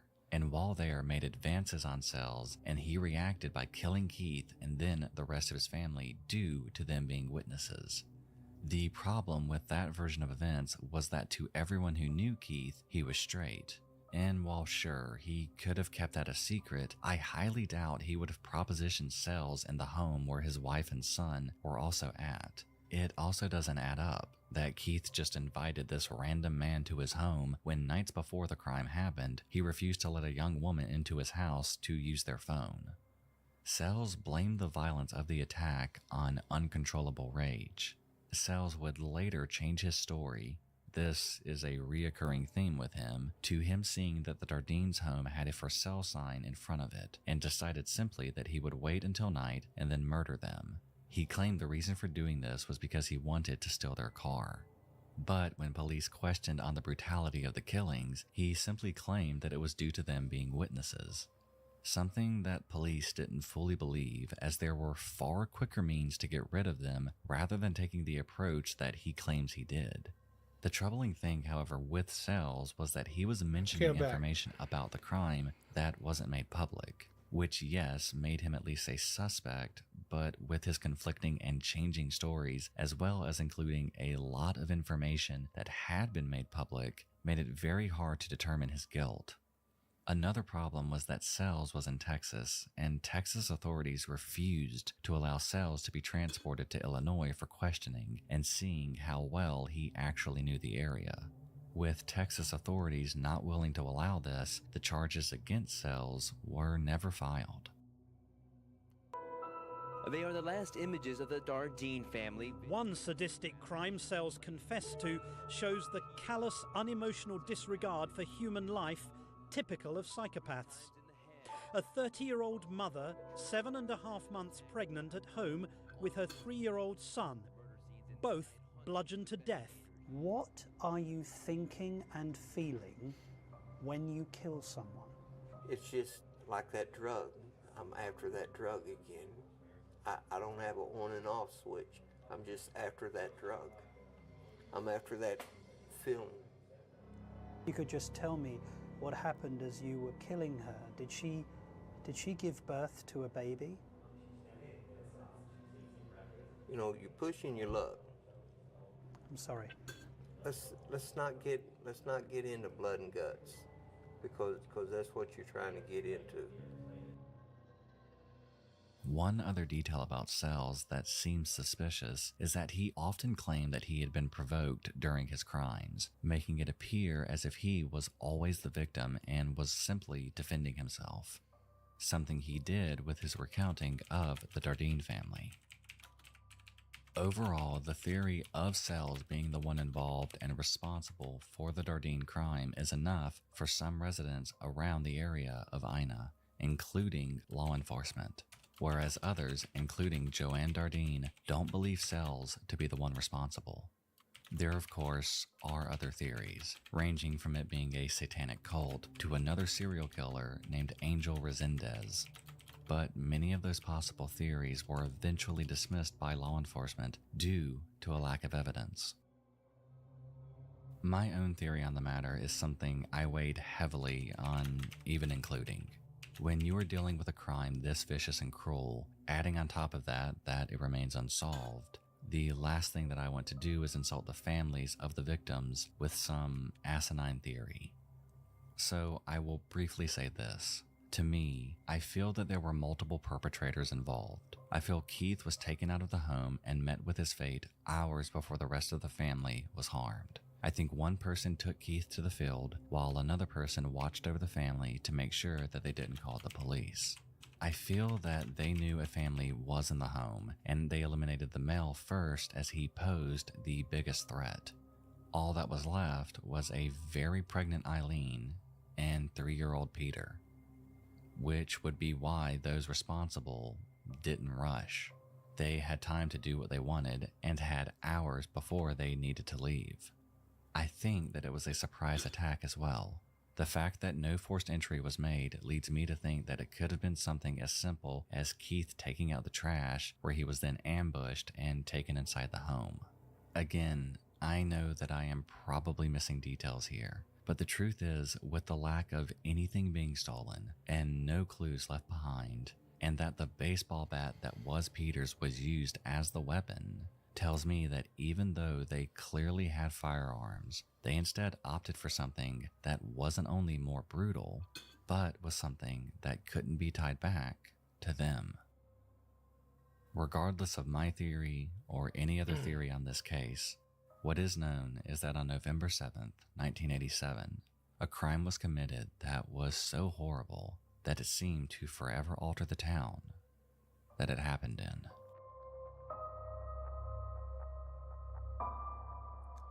Okay, so that's the last one.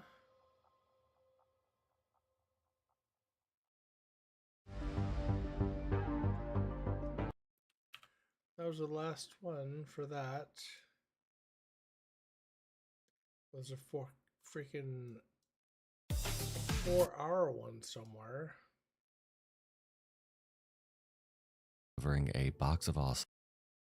No.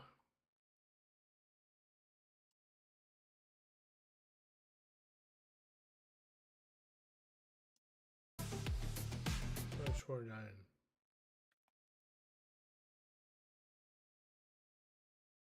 Did I not just see one of those 4 freaking hours long? If there is one Holy thing that crap, I feel this all one. of us could agree on is becoming a more and more Should I let frequent this one annoyance go? of the modern day, it's having our phone numbers flying around online for literally anyone to get. Now don't worry, I'm not about to lecture all of No. I think I'll save this for tomorrow.